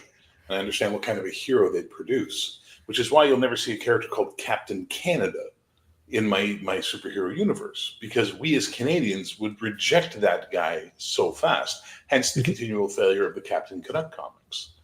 People did not buy them enough to keep them in print because Canadians were like, well, that's fucking classless, right? That's not how we are. But Americans, on the other hand, lose their minds for that kind of shit, right? And when they create characters like Captain UK, you go, really? Would the British run around to a guy who calls himself Captain UK? No. Nope. But if there was a guy who showed up and he called himself the English Knight, they might go, oh, absolutely, yes. I'd sit down and drink tea with him. Yeah, in face. Oh, I have a villain called John Bull, and he wears a bowler cap and a wife beater and suspenders, and he'll punch you in the fucking face, and that's a great guy, you know? I love the fact that character, you just see him with a pint outside of a pub, and he's just like, what the fuck are you on about? That is such an English gent. Yeah. Played by Joker. I know. You had your finger in the air there, Saxious. Yeah, well, I just wanted to answer compliments that, it's one of the things that I'm noticing when I was going through the Canadian heroes in Heroic. Like, again, I'm going to be butchering their names. The French ones, like, they were interesting. Or like was it like North Force? Yeah, North Force, I think they were called. Again, they are unique in the sense that they don't take on, the American stereotypical thing of, blatant patriotism, but you then jump over to some of the American ones where you've got like American Icon, All American Girl, and some of these other things where it's very clear, the differences within the cultures, which is great. I quite like that, and it shows that there's been put some care into it. But again, just put in a bit of effort. That's all it really comes down to it, because it can make the difference. When you step outside North America, you got to do even more effort at that point. So, for example, from the Central American country of Costa Benito, there is Conquistador. And everybody loves Conquistador. Everybody thinks Conquistador is the man. But before I called him Conquistador, I work with Argentinians, Mexicans, and Costa Ricans in my job. We have them working remotely for us. I talked to them all. And I said, okay, 1980s, what would the word conquistador mean to people? And every one of them, except for the young guy who was like 20 something, all were like, well, when we were growing up, conquistador was taught to us to mean hero, right? Like someone who was a conquistador was a hero. And the Mexican guy even said, he goes, in fact, around here, you call a guy a conquistador, it means he's getting all the women. You know, like that's the slang for that guy. The only person who had an issue was the young fellow who's been programmed into the modern thought process over and over again and couldn't separate 1980 from 2024. And he's like, well, it's a bad word because it implies the Spanish conquest of them. I'm like, yeah, I get that today. But in the 1980s, what would it have meant? You know, what would your parents have thought about that? Someone with that name, what would your grandparents have thought? And when I looked at the entire cross-section of information I got 9 yays and 1 nay. So I'm like, okay, this is a safe thing to do. I'm not going to be offending anyone. I put up a character called Gypsy, who was a Romney. And she was basically meant to be a neutralish sort of, you know, anti-hero, swing either side of the fence, villain, hero, whatever we go. And I immediately got pushback from someone. You can't use that word, especially for a character. Look at when the universe is set in the 80s. In the 80s, we had none of this about gypsy stuff. The word gypsy was a fair use word at the time. It didn't get politicized until the late 90s, early 2000s, where you get all the problems that come out of it. In fact, we had songs about gypsies. We had, you know, I knew a biker whose name was Gypsy. You know what I mean? You watch MST3K, the robot was called Gypsy. You know what I mean? It wasn't a word that had been politicized to this nth degree. So I said, fuck it, I'll make him a hero, and I'll introduce a villain to counteract him, but I'm keeping the name because it's a good fucking name, and I'm not getting rid of it. And that's one of the things we have to watch out for when we're creating, is that there are going to be, and by the way, the person who was bitching me wasn't even of Romney descent, wasn't Roma at all. Was just some white person beaking off, showing me their fucking, I'm awesome and progressive, look at me. Problem is I have gypsy friends who call themselves gypsies, and they when you say to them, you know, you're a gypsy, you know, they go, yeah, we steal, we fuck, that's what we do, we steal, we fuck, we fight, and they're very proud of their culture. They don't politicize it. We've got a gypsy community near one of our shops, and they are very open about their heritage. They call themselves gypsies. Yeah, and they are the sort of Tyson Fury, yeah. And then they're the sort of people where if you are good and honest with them, they are good and honest with you. They are that they've got that instilled in their culture. So, and I like them. I think they're really nice, down to earth people. They're not going to mess you around. I've never had an issue with the Sorry, the Roma people I know. Like I've never had an issue with them. They've been great people. They've been nice people. The point is that when you start getting into other cultures in our modern sensibility, you have to start paying attention to things. You have to start looking at all of these factors that you wouldn't have had to look at before. And that's okay. There's nothing wrong with a little cultural sensitivity. There's nothing wrong with learning a little bit about the people that you're trying to basically invoke in your RPG. Makes it better because it's richer. It's thick. It's a sauce. You know what I mean? Coming in a little bit sort of from the other side, well, not really from the side, but when you introduce, I mean, as I've said many times, I'm running a Call of Cthulhu campaign that spans across Europe, and they stop in lots of different cities. And how do you make it, each city, feel like the place where it's supposed to be? You use some of the stereotypes, and you have to do it in order to differentiate between the different people that you meet. You don't necessarily. Most of the dislikable NPCs that I've had recently, they've all been English, haven't they? Yep. All the dickheads that they've encountered recently have been English, because I can rip the piss out of the old-fashioned English gent quite easily. There've been some dickheads from other cultures, but as long as I make the dickheads fairly widely spread across, I'm not focusing on any particular community as being dickheads. There are dickheads everywhere. But I lean into some of the stereotypes because that gets the differences in the players' minds. You don't do it in a negative way. Varying levels of different accents that you do. No. I mean, you are in Constantinople at the moment. Yes. And one of the things I have to do when you're in Constantinople is think about the situation of the people in Constantinople in 1923. They've just come out of the Great War. They've just had their asses kicked. They're going through their own war at the moment.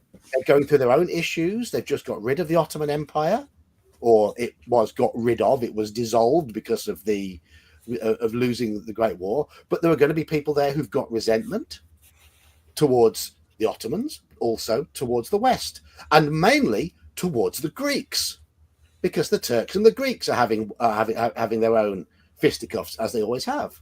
So you've got to play these sort of things into the cultures to make them feel authentic. If you're trying to set it in a real world setting, no, you can't. You're not allowed. You're not allowed, sir. You set it all in England, in your town, because you know your town best. All your campaigns must happen within one block of your house, because that's all you're allowed to comment on. And I say bollocks to that. I agree, but this is the way they want the world to be now. We've let small-minded people tell us what to do. Mm-hmm. I think that's why it's kind of freeing, playing in a setting like the 1980s, 1920s, because you don't have to worry so much about stepping on people's toes or whatever, because the world was different then. So all those considerations that you have to make, you don't have to make. And if the player don't like that, well, don't play the game. Yeah. I mean, you all knew when you were joining the game that you were joining a 1920s set game in a real life 1920s Europe. Something analogous to real life, yeah. Yes, something analogous. Yeah, that's the best way. Yeah. So you'd get flamboyant Frenchmen on the train. Oh yes. You'll get even more flamboyant Italians going to the opera. Yes, you'll get shifty Turks. You'll get shifty Turks. You'll get stuffy Englishmen looking down their noses at you. You'll get people in the Balkans going through their own sort of separatist political situation, disliking each other and being members of different groups, blowing each other up. This is going to happen in a game set in that era. You do a good job of capturing the cultural biases that they have as well. Yeah, I play into them. I think it's important to play into them, because you've got to get those. Right now we're in Constantinople. You make. Sorry, I think microwave's going on.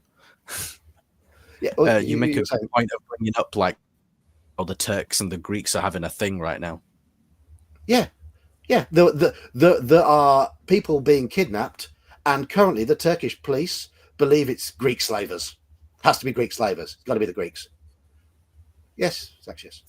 Well, do you do any form of do you actually read up on the history of those regions as they pass by them? The adventure has actually got little panels in there which tell you about the places as they were, things that are happening. Feel free to use this if you want to use it. These are the sort of rumbling feelings that will exist. So no, that does make sense, because that was the thing when I was running one of the Cthulhu one shots that I've got, is that it goes into quite a bit of details about what was going on in Massachusetts, so that you've got the information for why police is going to be deadbeat, or why these things were going on, so that you can turn around and be like, okay, your character is a deadbeat cop, or you were a good cop, but because of the amount of work you got, you had to now step down, blah blah blah. Yeah. That's that's again, I'm sort of just bringing it back to the point I was making earlier, which is do a little bit of light research, at least enough so that you aren't making things up.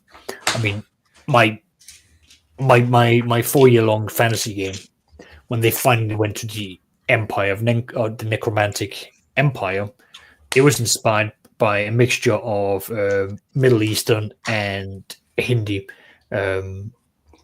inspirations, with social classes being a very strict thing, and with a lot of the military being of Arabian/Persian descent and inspiration, to the point of where it's this almost like what we would be describing today as a cult-like mentality of everything is being ordered by the Sultan, the grand emperor of this empire. He is the one that we all give into. There's a great upflow of power and responsibilities from the people and trust towards him. Plus the wizards then held their own kind of thing. But the players had to recognize they were no longer in medieval England or France. They were now in a place where their opinions did not matter if it did not come from a citizen. No matter how much evidence they presented out, they would be disregarded because they did not hold social status. They were not a part of the pyramid. And worse yet, if they broke any of the social faux pas, or if they broke any of the rules, they wouldn't have the opportunity of standing trial. It would be a straight up, you're going to jail, or we're putting you to straight hard labor, or you're becoming a slave. It was really rough because that was how that culture was set up. It's a very brutal culture because they were dealing with a lot of external and internal threats. So the players had to learn that. They had to do some research themselves. And the one player that was from that, I gave him all the information. Every time I expanded on it, he would be the first one to know, and I would tell none of the other players. He had to be the source of information, and he had to sit the other players down and go, we're going to this place. Here is how you need to understand how you behave yourself. And he would then have to point at one player and say, you cannot be left unsupervised. You are not allowed to be more than 10 feet away from one person. Are you listening, Sir Devere? Oh, he would be dead. He would not he would have had he would not have been tolerated. Let's see what happens next session. Yeah. No. Yeah. My point being. Sorry, I had to get that in. My point being, it was an intolerant society where you had to play by their rules, and that was the setup for that. The players had to learn that. And those societies still exist to this day in the world. I would say more than half the world is very intolerant to outside ideas. It's all depending on how you want to look at it. You can even say within our progressive world, there is still intolerance. Yes. So it's all depending on what form of lenses you're wanting to have on. Go on. Go to Singapore, fuck around and find out is like the motto of their law enforcement practice. Oh yeah, no, that was one of the things I have been to Singapore, and I do know that they do not fuck around. Like they still have the death penalty, and they take it serious. You don't do drugs there. Fuck that. No. It's they made a conscious decision. Here's how we are going to be, and here's how it's going to be from there on. You don't chew gum there. Yeah. Yeah. Yeah, no, it's seriously, they do not you do not litter. Don't spit. Don't spit. Don't spit, don't litter, don't chew gum. They will come down hard on you, and it is because that they've set the bar of we will be intolerant to these small things that is cascading on so that you will see a further on behavior throughout it. They subscribe to the Roman idea that you must enforce the small laws to make people respect the large ones. Yes. Right? And Singapore feels that way. It does. I mean, I've had some friends the expats who moved to Singapore, and the kids went, we're now going to go to a party, we're going to drink, it's going to be underage. They had to hide when the police raided the party. Genuinely, hide. Because it isn't just them going to jail; it is their parents losing their jobs and being kicked out of the country. It is not a joke how harsh that country takes it. It's the same with South Korea and Singapore are some of the countries where and as well as Israel, they've also got the whole thing of you are serving military service. End of discussion. You are having your 2 years of this. Now, Israel, of course, go for all genders, and I know South Korea and Singapore, it is all men. You will be in the army, you will be there for 2 years, and you will be trained for this. It is not a question you are showing up or you are being. I think even like Singapore has it to the point where unless you represent the country for like the Olympics, you are still being sent there. It doesn't matter where in the world you are coming back. But if we're going to be discussing this whole thing, I am still nervous for going back into Denmark because I have a civic duty to serve in the Danish army. Oh, I can. But have you noticed something? Go This on. is something I use in my campaign. I have a place called Adair, and Adair sits on basically one of the doorways into the west from Astoria. So they hold it, right? Like they have a massive, they diverted a river, they built a massive fortress that blocks the entire valley access, and everybody in that country, male or female, does mandatory service. Mm-hmm. Because they need to have, and like the Swiss, they need to be able to muster an army immediately that knows what it can do. So every family has weapons and armor that they maintain, and they have inspectors that go around every year to make sure everything's on the up and up. And if you desert, well, welcome to death, because that's what happens to deserters and things like that. As a result, Adair as a country, if you visit it as players, will discover it's like Singapore. Fuck around and find out. Yeah. Fuck around, but the people don't fuck around. Let's not go there. Please, let's not go there. Don't suggest it, Iman. Look Please. at that. He doesn't want character growth. Instead, he just goes, "Oh, let's not go there." Let's not go there. Let's not go. The point being is that I looked at places that have mandatory service in the first world, not third world or second world, but in the first world. Mm-hmm. And you know what's fascinating about those places? Their crime rates are much lower than places that do not have this. It's a weird byproduct of having this national pride or something instilled in the people that they tend to be more disciplined. They tend to follow rules. Not completely. There's still murders and things like that, but the rates are so much lower because I think I don't know, you can tell me, Sax, coming from a country growing up in that culture, I think it reduces the importance of individualism. It makes people less like Americans where it's like, I'll do what the hell I want. Brr. You know what I mean? Like they tend to be more community-minded. I'd definitely say so. Again, maybe not looking at them again in modern times because we've had to reduce our military budget, but it was very much of a, you're going to go in, you're going to do your training. It's going to be a year and a half of training. You're going to be prepped, and you are coming out a different person, usually for the better. But on a quick side tangent, it's also been a fun, if you ever want to look up the Great Nordic Biker War. Oh my God, I know that one. Yeah, because you did have where you had like Hells Angels and Bandidos decide that they want to have war in Scandinavia, and you then have this small, terrible side product of a lot of the Danish bikers were ex-military because of the service. And they also happened to know where all the ammo depots were. So they raided those places, and it just got it. Go and watch it. You will find an entire breakdown on YouTube for it. It's hilarious just how insane it became.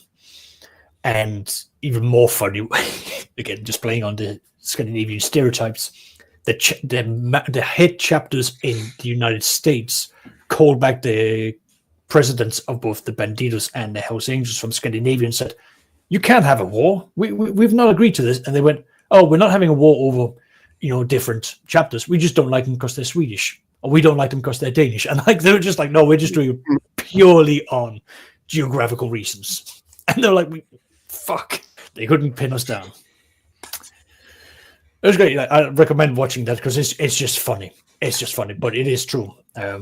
Having a military, a requirement for the military does have an impact, and it does mean that how, like even the people I've talked to, or the women I've talked to from South Korea, do say that the men the men that go into the army in South Korea, they come out. Well, they go in as boys, they come out as men.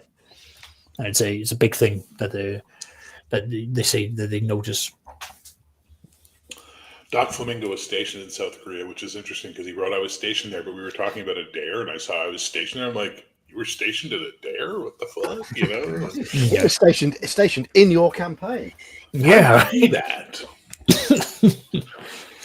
I know. So yeah, there's a lot of American bases in South Korea. Again, obvious reasons if you've read the history. It's amazing how history can tell you a lot and then make that useful for your games. Oh god, it's fantastic. I was going to show. I was going to find some examples of what you get in some of Chaosium's stuff regarding. Yeah, I mean, that for example, this is Reign of Terror. You've got that page there which tells you that these are all quotes that people wrote about life under the Terror. You've got oh shit! You know, I gave you a bunch of books at the Claricon, and I just realized, dude, I gave you my Shadow Dark, right? Yes, you did. Yes. Well, I got an extra copy of Unnatural Selections, which is Dungeon Damsel's expansion for Shadow Dark. So I'll give you this at Claricon this year. I shall be coming to Claricon.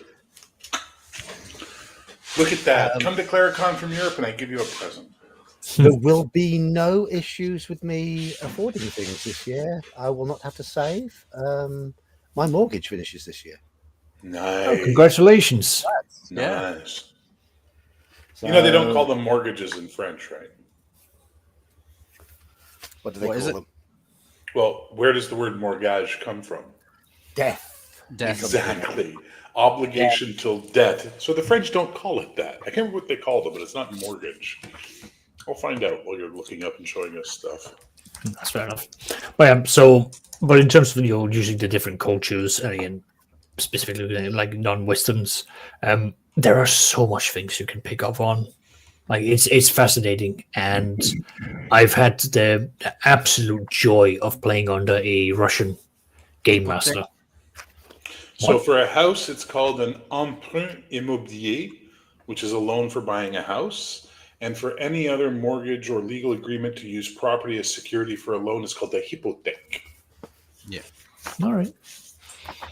So I'm just showing you these are sort of the things that Chaosium put in regarding. Yeah, but Chaosium has a good track record for actually putting in some legwork for their products and saying, okay, you're now going into this area.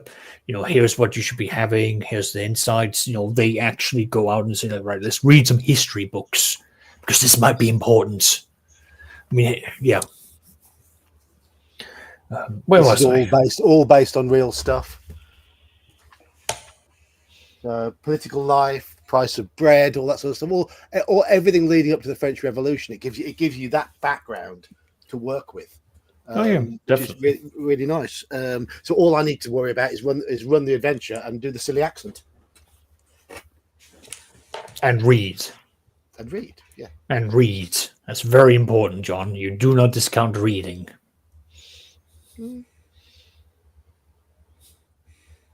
As I say before, read the books. Read the damn books. RTFM, read the fucking manual. I mean, I'm going to be running this again soon, aren't I, Joker, Iman? Yes, you'll be playing through this. And there he is, your favourite person, who I'll get to play one last time.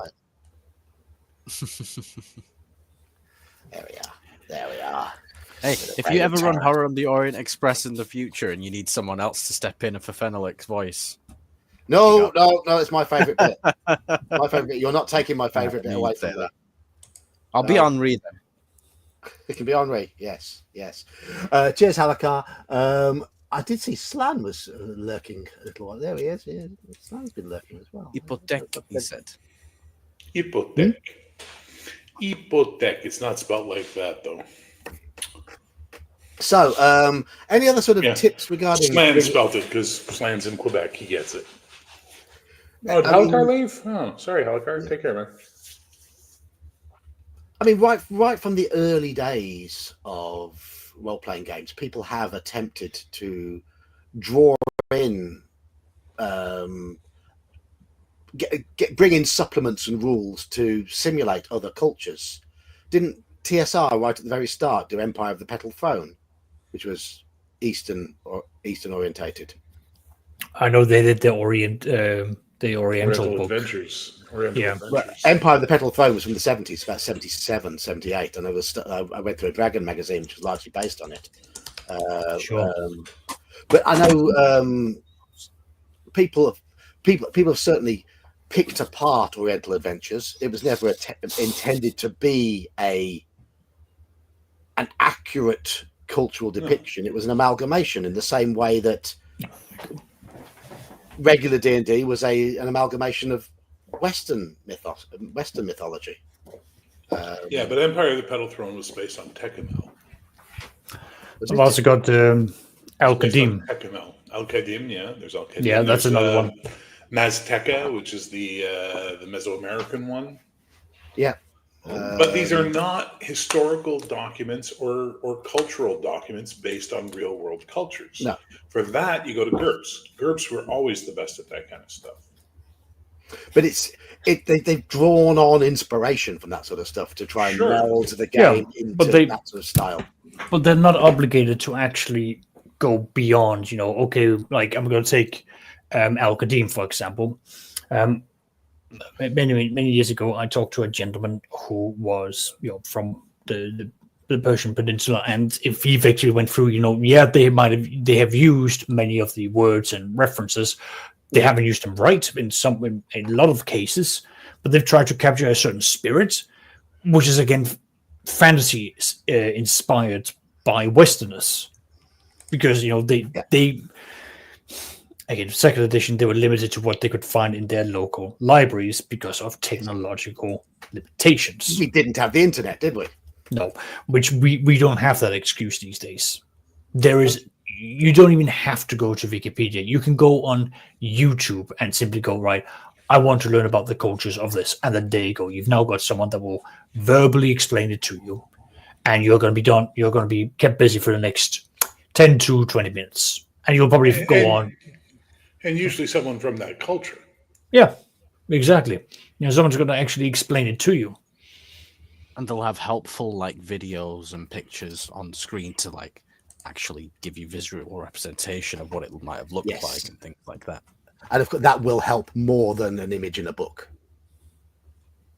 Again, so there's a historian that I recently came across. I've forgotten her name, sadly, but she made the point of, if you're going to be reading a historical book, go to the author and see if they've got any form of credentials for reading a language not English.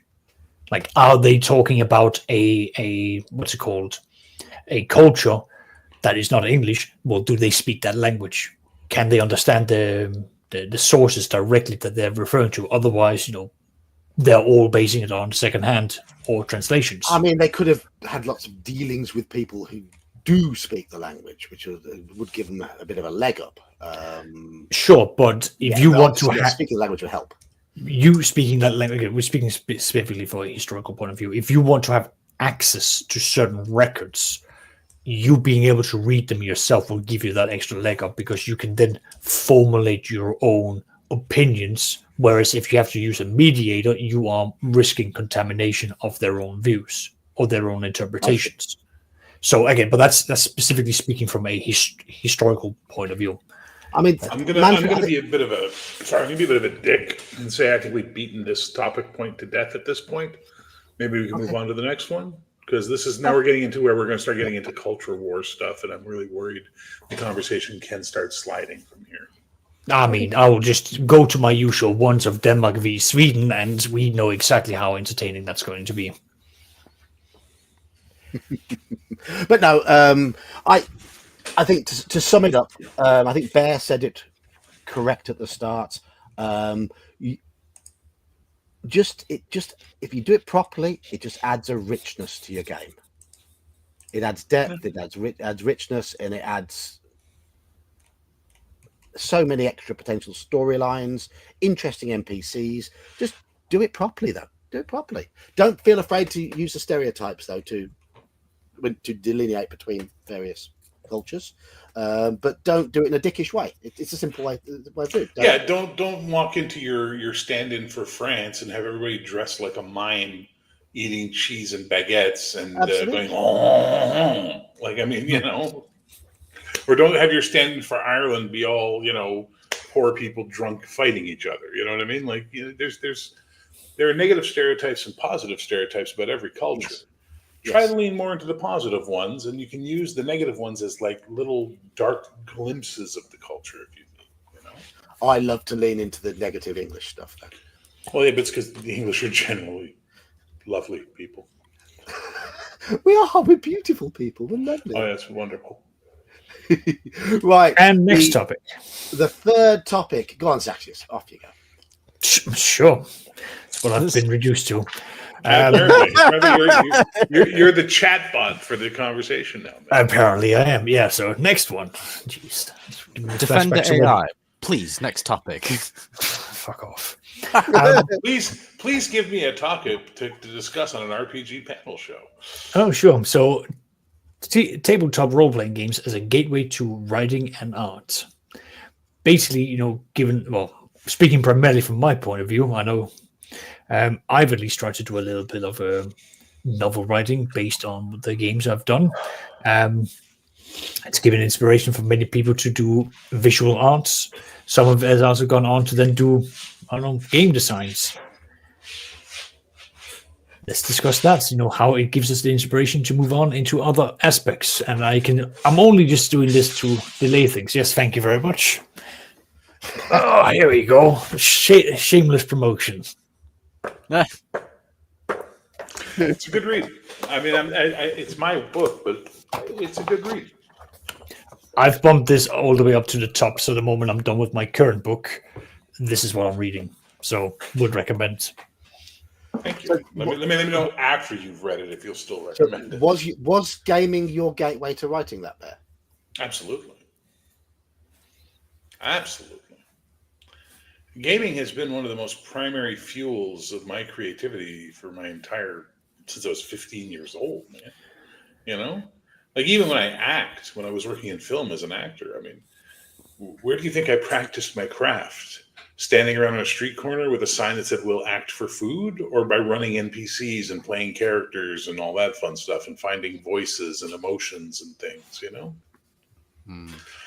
Role-playing is a great training ground for creativity and an awesome place to figure out if stuff works or does not work. Mm-hmm. Hey, I can 100% attest to that as someone who didn't do a single game of this 2 years. Oh, the microwave got him. It did. It's snuck in there like an alien. Hold on, I'm just going to get my snipping tool. No, fair enough.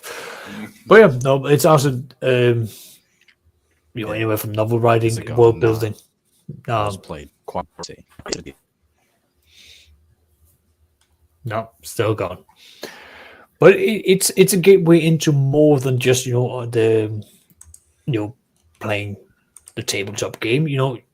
Other people who've got the skills for art, for example, find that they are now able to push themselves a bit further. One of my Saturday players is an artist, and he likes to then draw up characters. He likes to then bring these things to life. So much so that at the end of our 4-year campaign, I asked them, please, can you make one of the core 3 players that were at the beginning and came all the way through to the end, so that we could immortalize that amongst the 4 of us, because it meant a lot for us. These were characters that survived a long time. These were characters that endured a lot. So that was something that we were able to do.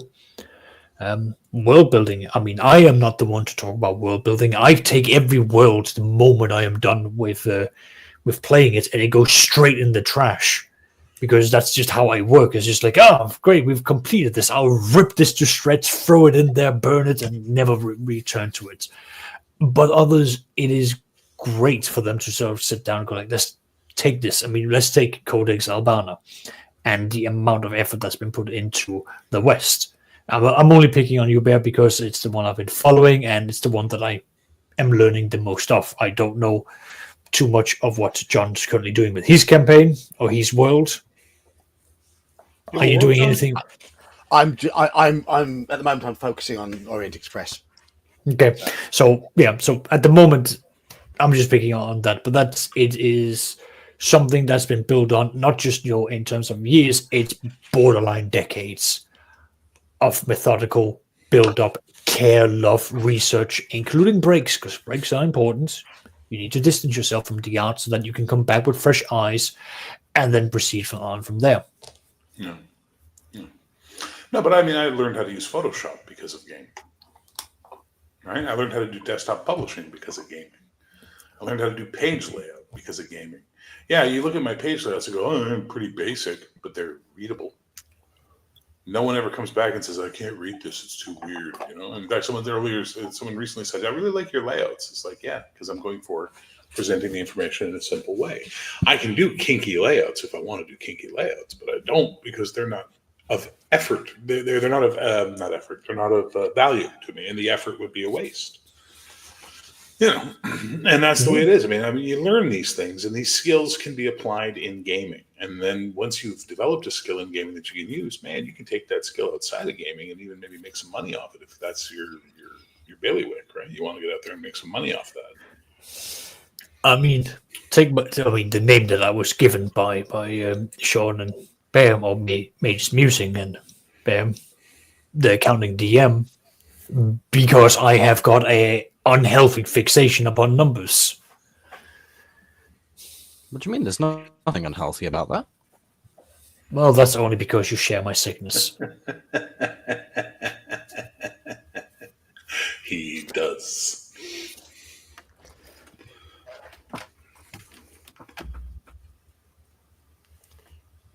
Between the three of you, I have a perfect mesh of from GMing. And please explain what that means, young Iman. Saxious is very ruthless and numbers crunchy, and if you forget a detail, he will pick you up on it, and he will make that the thing that kills you. Sure. John is very well. He'll admit it himself. He flies by the seat of his pants. Yeah, but he makes it work. But it works for all of us too. And then you're very story oriented. You're a dirty, filthy story gamer, as am I. Really am. And I put a lot of effort into the world that you create, and you want your players to put in at least some effort back.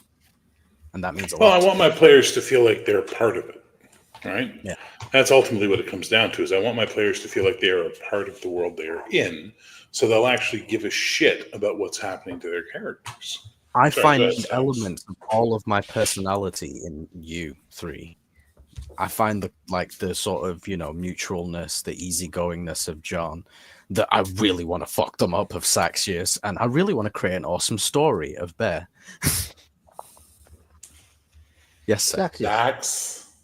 I just want to point out that I would very much recommend that you sit down and watch the third episode of what's it called? Pathfinder Savage Pathfinder, where it was changed over to OSE, because you can see some fantastic storytelling, including just the absolute glee, which I highly approve of, by the way, Bear, when players decide to fuck around and find out. It is amazing just how gory that game became just overnight when you swapped over to it. So I said, hey, this is great. Love it. The tactical error was Shane's fault ultimately, because Shane went while they were dealing with the giant rot grub that was coming out of the carrion pit. Yep. Shane ran over to the door and I'll be ready for the guy that comes out if anyone comes out. had he been there helping them kill the rod grub, it would have been dead by the time the guy came out, and then they could have focused on that one guy. It's action economy. Take down the big one first, and you'll throw everything on it, and then deal with the smaller ones. I mean, something like that is quite clearly eating anything that's near it. You're not going to be finding smaller minions, but that's meta knowledge, and that's in character you would know. I must say, Bear, you've taken one of the ultimate D&D gotcha monsters in the rot grub and made a giant version of it. I didn't do this. Pathfinder did this. Yeah. So the campaign I'm running them through is based on the Pathfinder comics. And one of the things they did at the back of each issue of the Pathfinder comic is they gave you the setting information and then an encounter that was related to what they did in the story. But as it went along and the story started going this way, they kept following the other trail with the information, and they gave you a nice little mini campaign. So I'm just running the mini campaign. In this particular part of the mini campaign, there is a carrion pit with a giant rot grub in it. And they almost had it. It was almost dead. I can see why Saxious likes it now, because that's evil. It was almost dead. Yeah. One more hit would have taken it out. But and it bit off Doc Flamingo's character's head. That's great. I do like how the talk. I'm getting the name wrong here, but how they're like, oh, but wait, I need to interrupt you because I have a shield. It's like, that's great. Claw. Yeah, exactly. Well, what you gonna do? You stop one, here comes the other. Yeah, so I have the Sunder rule. The Sunder rule is if you have a shield, you can sacrifice the shield. This is an old house rule for D&D. You can sacrifice the shield to make that attack that would have hit you negated, but your shield's gone, right? So when the face whatever they're called came in with its claw and attacked, he's like, "Oh, I'm going to Sunder. Use my shield." Boom. So his shield got sundered. Great, but this thing has claws. It's attack mode. It didn't need the previous round when it killed Chain's character. It didn't need the second claw because it killed him on the first go. So they didn't realize that. So his shield got destroyed. I'm like, great, here comes the second attack. That was the end of him. For a period, I was thinking this was the Rise of the Rune Lords, which was what I played in. Mind you, I was a terrible player. It's set in the same area. No, it was. Because the moment I heard Sandpoint, I was like, do I know this module? Do I know what's going on? Are they going to meet that little halfling bartender that I terrorized? So Joker's popped off. Oh well. I highly recommend following that. It's great. It's snappy. Combat is quick, and for me, I'm gonna be very, very much of a favorite. I'm gonna show my favoritism. We're not playing tonight. We're playing next week. Tonight's game has been postponed. But joining next week's a great time because only one character out of 4 survived the last session. Yeah. So it's fantastic. It's a brand new roster with the survivor going. We are not going over there. We have that's what they think. In true old school gaming fashion. No, Janet from another planet for me steals the show. But Janet from another planet. But Stan makes a point here in that a load of us have been making videos because of gaming. Yeah, absolutely. I mean, I have learnt a lot about presenting information, making scripts. I've learnt how to use film editing software. Okay, only to a very basic level. And the same with sound editing software to a very basic level. So yeah, and OBS and things like that from doing this sort of thing. So yeah, it adds to your skill set. I mean, I won't really call it any form of art, creativity with what I do so much, but it's given me that new skills, having to learn them in order to get what I want to say out on the internet. Pardon? Stay classy, Joker. Stay classy. But No, I mean, of course, there is a precedence going back to the early 80s with Tracy Hickman, who took his game, his own game at the table, and turned it into a series of modules and novels. Yep. Gygax wrote novels. And ultimately a setting. And ultimately a setting, yes. So there is a precedence out there. And Joker, sorry, not Joker, Bear is continuing. You're continuing. I mean, there's probably a few people who've done the same sort of thing. That book you waved there, is that a novel that you wrote? That? It's a novel. This is a novel. It's an urban fantasy horror novel. If you like Buffy the Vampire Slayer, it's very much that vein of style. It's also about rock and roll and lots of other things. And a cat attack. Check off your bingo board. Hello. Yes. Hello. Hello. Yes, Beans. I know. Yes. Okay. I mean, I still plan to put some of my stuff that I've written down on paper properly. I'm just so horribly disorganized.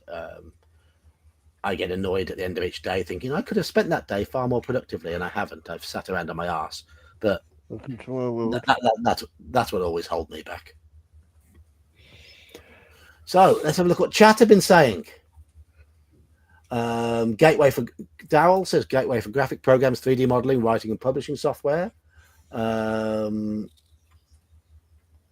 Abuelo says gaming helped me become a more entertaining conversationalist, being able to speak competently about a huge amount of bizarre topics.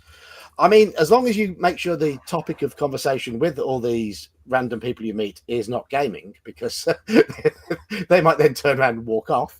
But yeah, it can certainly help with confidence. It can certainly help with confidence. Simply being around like-minded people like now helps bring people out of their shells.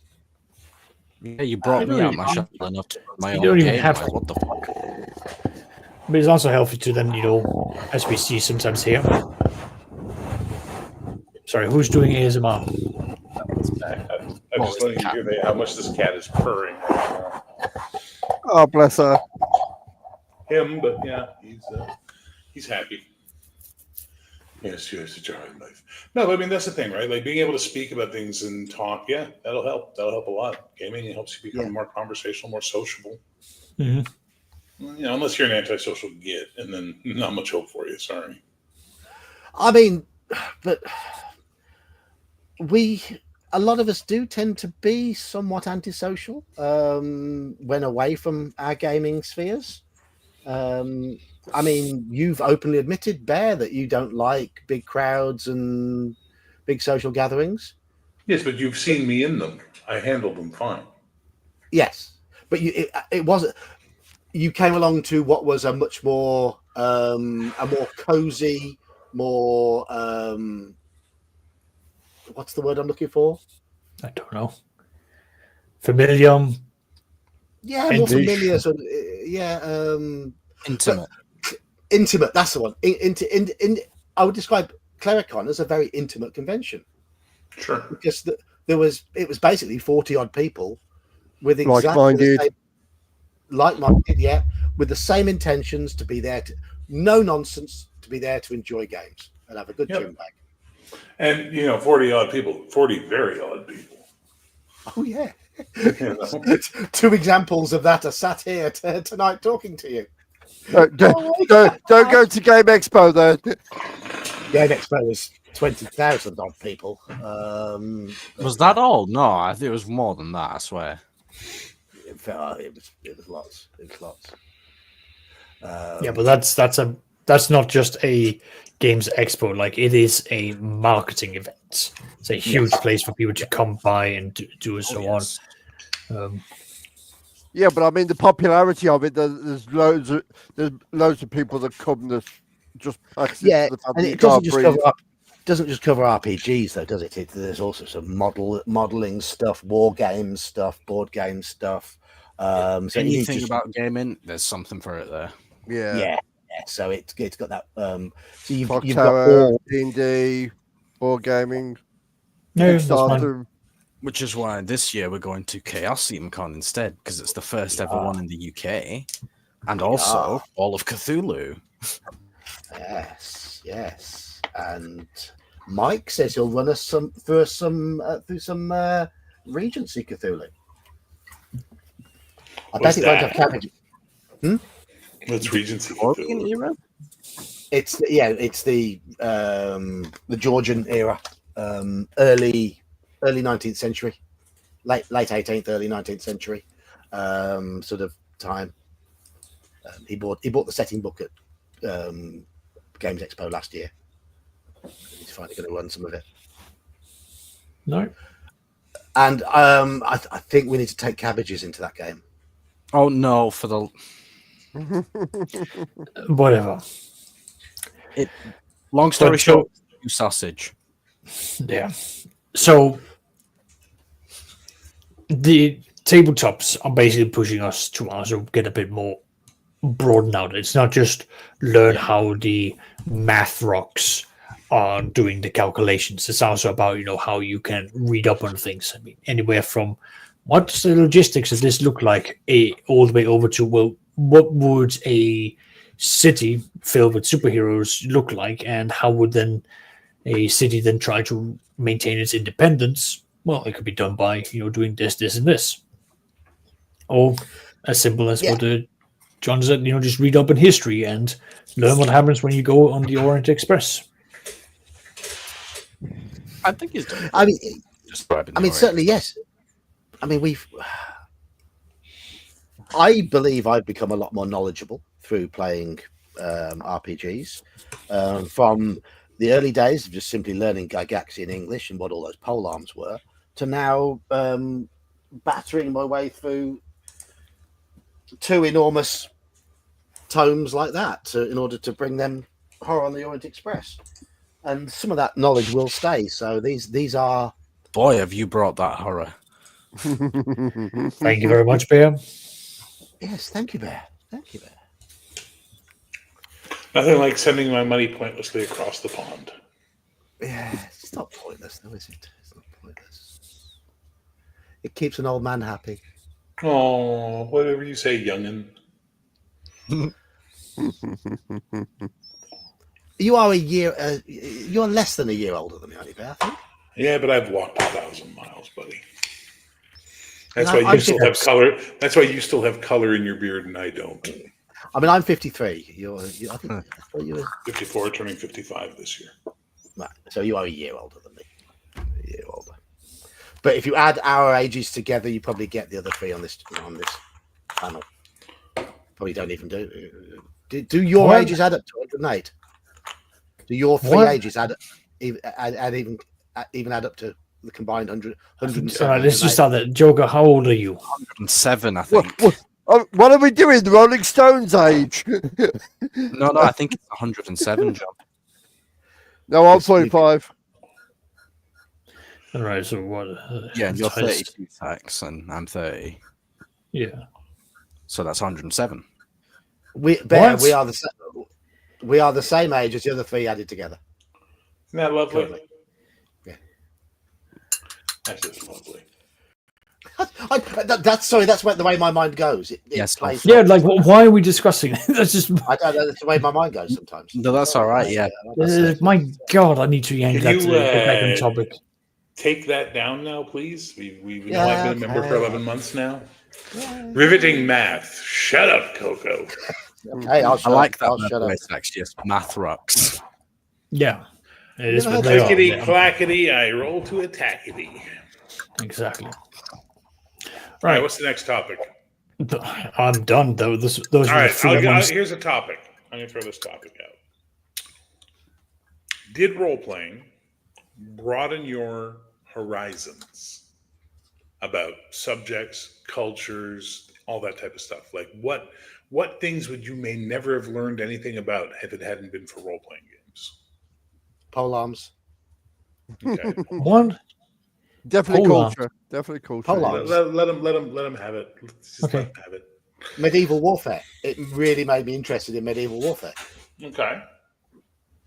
Maybe I dived into the history of weaponry and why things happened and how weapons were used and the evolution of armor and all that sort of stuff. yeah, it made me even more nerdy.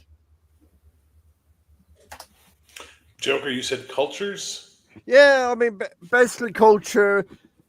Culture. I mean, obviously, being UK. I mean, I've always been interested in little things here and there, but it's culture-wise. Unless it's true crime documentaries, I've never really been interested in culture-wise. Well, you do live in the cultural hotbed that is Smethwick, don't you? Yeah, but I mean, very close to Birmingham. I mean, you know,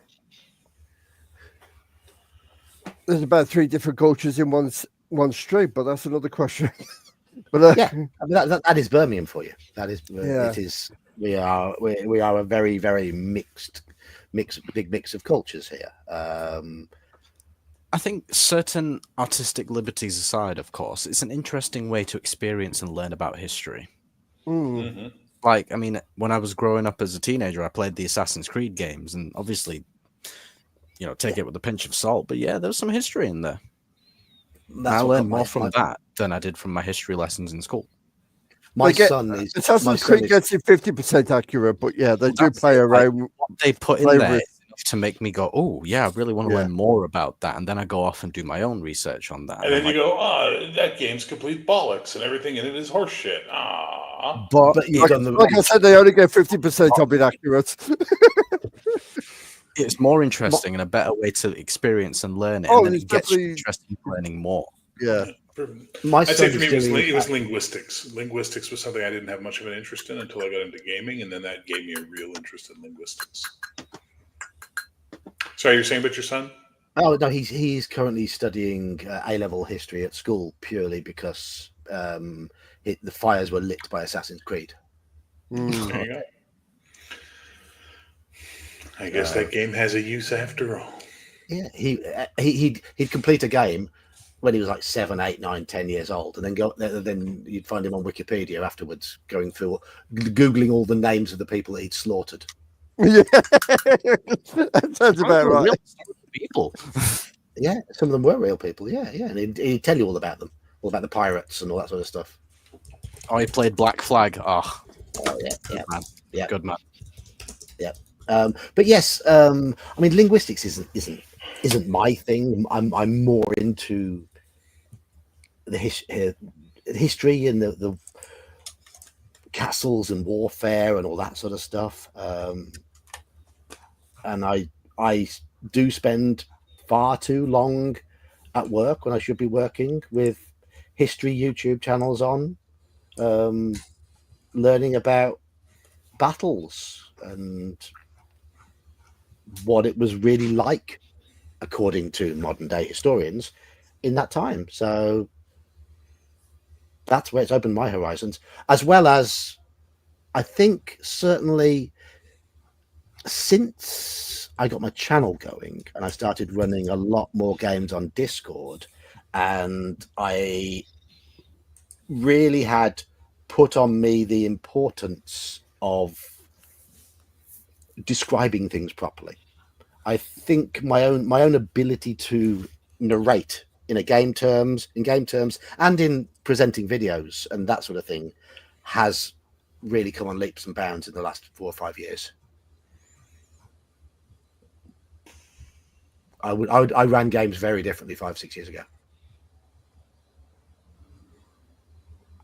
Yeah, I've had to change and learn about how I describe things and the way I present things, and it has dragged me out of my shell, given me confidence to act like a knob, because it is. Yes, Devere, Reginald. Yeah, all of them, all the knobheads I've played in games. I might just simply enjoy playing knobheads. That's yes. But hey ho. Hey, I mean, you Here's brought me one. out enough to actually, run my own game, which is on Saturday. Yeah. So Yes. it Yes. Iman is running his first game, his first RPG, this Saturday at 8 p.m.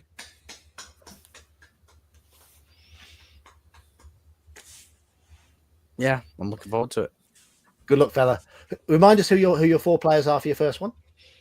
Andy, Anne, who only some of you know because she doesn't watch the live streams, Cody, and Slan. And who are your 4 players for the second one? It's going to be Joker, Nosorian, Dan, and Straw Piglet. There you go. There we go. You would He's think got his- that's going to be the more chaotic game, but you mentioned Cody's in the first game, so. Oh no, I've given him the role of the occultist, so yeah, he'll have some fun with that. I think your more chaotic game will be the first one. I agree. Yes, I think Bear's right. If you've got Andy and Cody there, Slan will do some of the most off the wall random things. Anne will just fall in love with all of the NPCs. And then kill them. One. Apart from one. Oh, she'll hate one. Oh, I know which one she'll hate. I'm sure you're gonna love this. yeah. You've got to have. I mean, I like playing player characters who are knobheads. Is it because I really enjoy creating NPCs who are knobheads, playing the part of NPCs who are knobheads? Am I always stuck in my? No, you just like being something you can't be. What, knobhead? Exactly. I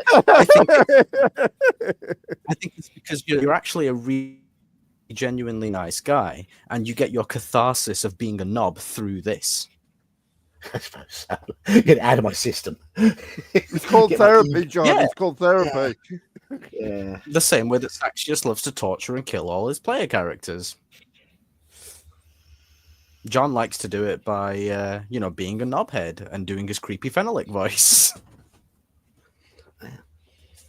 Yes. But, Everyone Didn't- has I mean- their MO. I wonder what mine will be. we shall find out. Well, it'll come with time and it'll evolve. It won't be the same. Like if I go back It'll be 10 years. It'll- Go Sorry, on. I think the microwave's going again. It'll be somewhat like my player style. I'm generally quite chill, so it'll be like that, I guess. I'm looking forward to it because I'll be listening in. I won't As be will interfering, and I won't even say anything unless you ask me to for assistance. But I don't want you to ask me for assistance. I'd like to just listen to you go and relax. Yeah. Don't worry. Wind me up and watch me go. I'll get through it.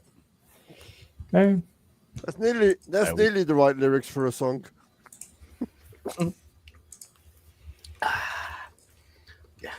So, But still, no, genuinely, I'm looking forward to it. Yeah. what games have you got coming up? We know about Imans, Saxious. Well, I've still got my. So I don't have my Warhammer Sci-Fi game on Saturday. That's been cancelled because I want to be there for Iman's game, and I'm also going to see my brother. But I have my Witcher game, which will be on Sunday, and I've got my Heroic game, which will be on Friday. And my Witcher game, I've already received a message from one of the players going like, "Are we going to be in town soon?" I'm like, "You just left the town. You're an entire day away from a town. Are you turning back?" I was like, "No, but like I really need to be in a town so I can get this." I'm like, You don't have a map. You are at a town when I tell you you're in a town. So till then, buckle up and suffer." Well, I've my colleague at work is absolutely skint. She's got herself in a bit of money trouble. So I've taken this opportunity to have this weekend off. It's like you want extra hours, you can do Saturday, Sunday this week. Then I'll have the weekend off. She was like, "What?" I said, "Yeah. If you want extra hours, it's going to have to be Saturday, Sunday." So I'm not going to work this weekend. Nice. Okay. Hopefully we'll have a game on Saturday afternoon. I don't know whether it's Gingerbeard or Brian or Gene who runs. I should hopefully be able to chill on Saturday evening, listening to Iman's game, And then I'm going to go to Stoke, I think, on Sunday to watch my daughter play football. And then the quiz on Sunday night. So that's my weekend. Can she do it on a cold, wet, windy day in Stoke? Against Stoke, who are top of the table, I doubt it. But we have got a game of Call of Cthulhu on Friday, which we're live streaming. I've selected the adventure I'm running. I've been reading through it. Do we have people? Do we have I will make the characters tomorrow evening. I'm digesting the adventure first. Work has been quiet. It's the third week of the month, so work has been quiet. I've just been digesting it, and I think I've got a good idea of what type of characters I'll make for you. So let's see. It's a very different adventure to the one I ran last time on the stream. It'll probably run over 2 sessions. Bear, what you got coming up? Nothing until Saturday when I have my face-to-face game here, and then I think Tuesday Cody's game is supposed to happen, and then next Wednesday we'll be back with OSE Sandpoint. There's plenty of gaming coming up for you. Tune in for that one next Wednesday. Highly recommend.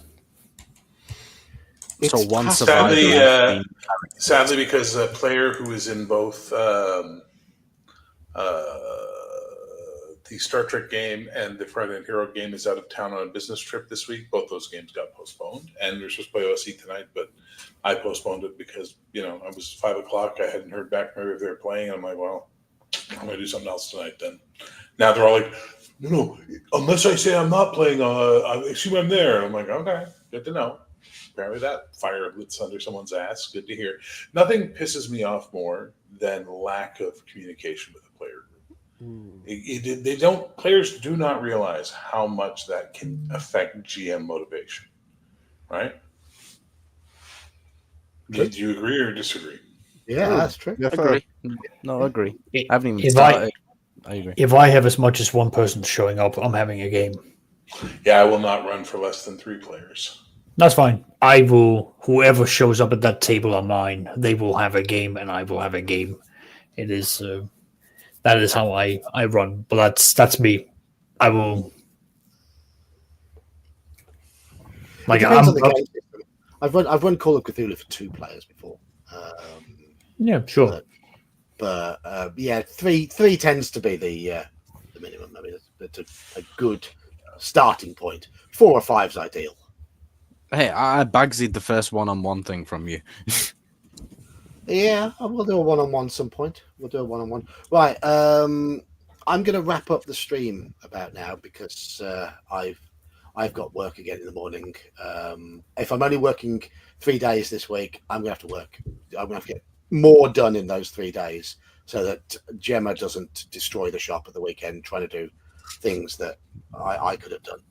Because I went in today and she's put away all the stock that arrived yesterday and completely disrupted my alphabetical order. I'm going to go back, go in tomorrow morning and readjust it all. No, that is sacrilege. How dare she? How dare she indeed? It's because she has to sing the alphabet to herself to get things in alphabetical order. She doesn't know her alphabet without singing it to herself. What's actually? Yes, sir. My language have 3 extra letters in the English alphabet, so I need to do that as well.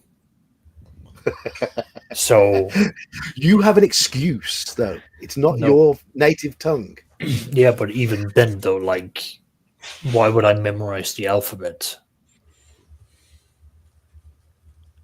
Why like, not? I'm waiting for a reason here. Like, why would I memorize it? It's the same with, like, why would I memorize my phone number? It's on here.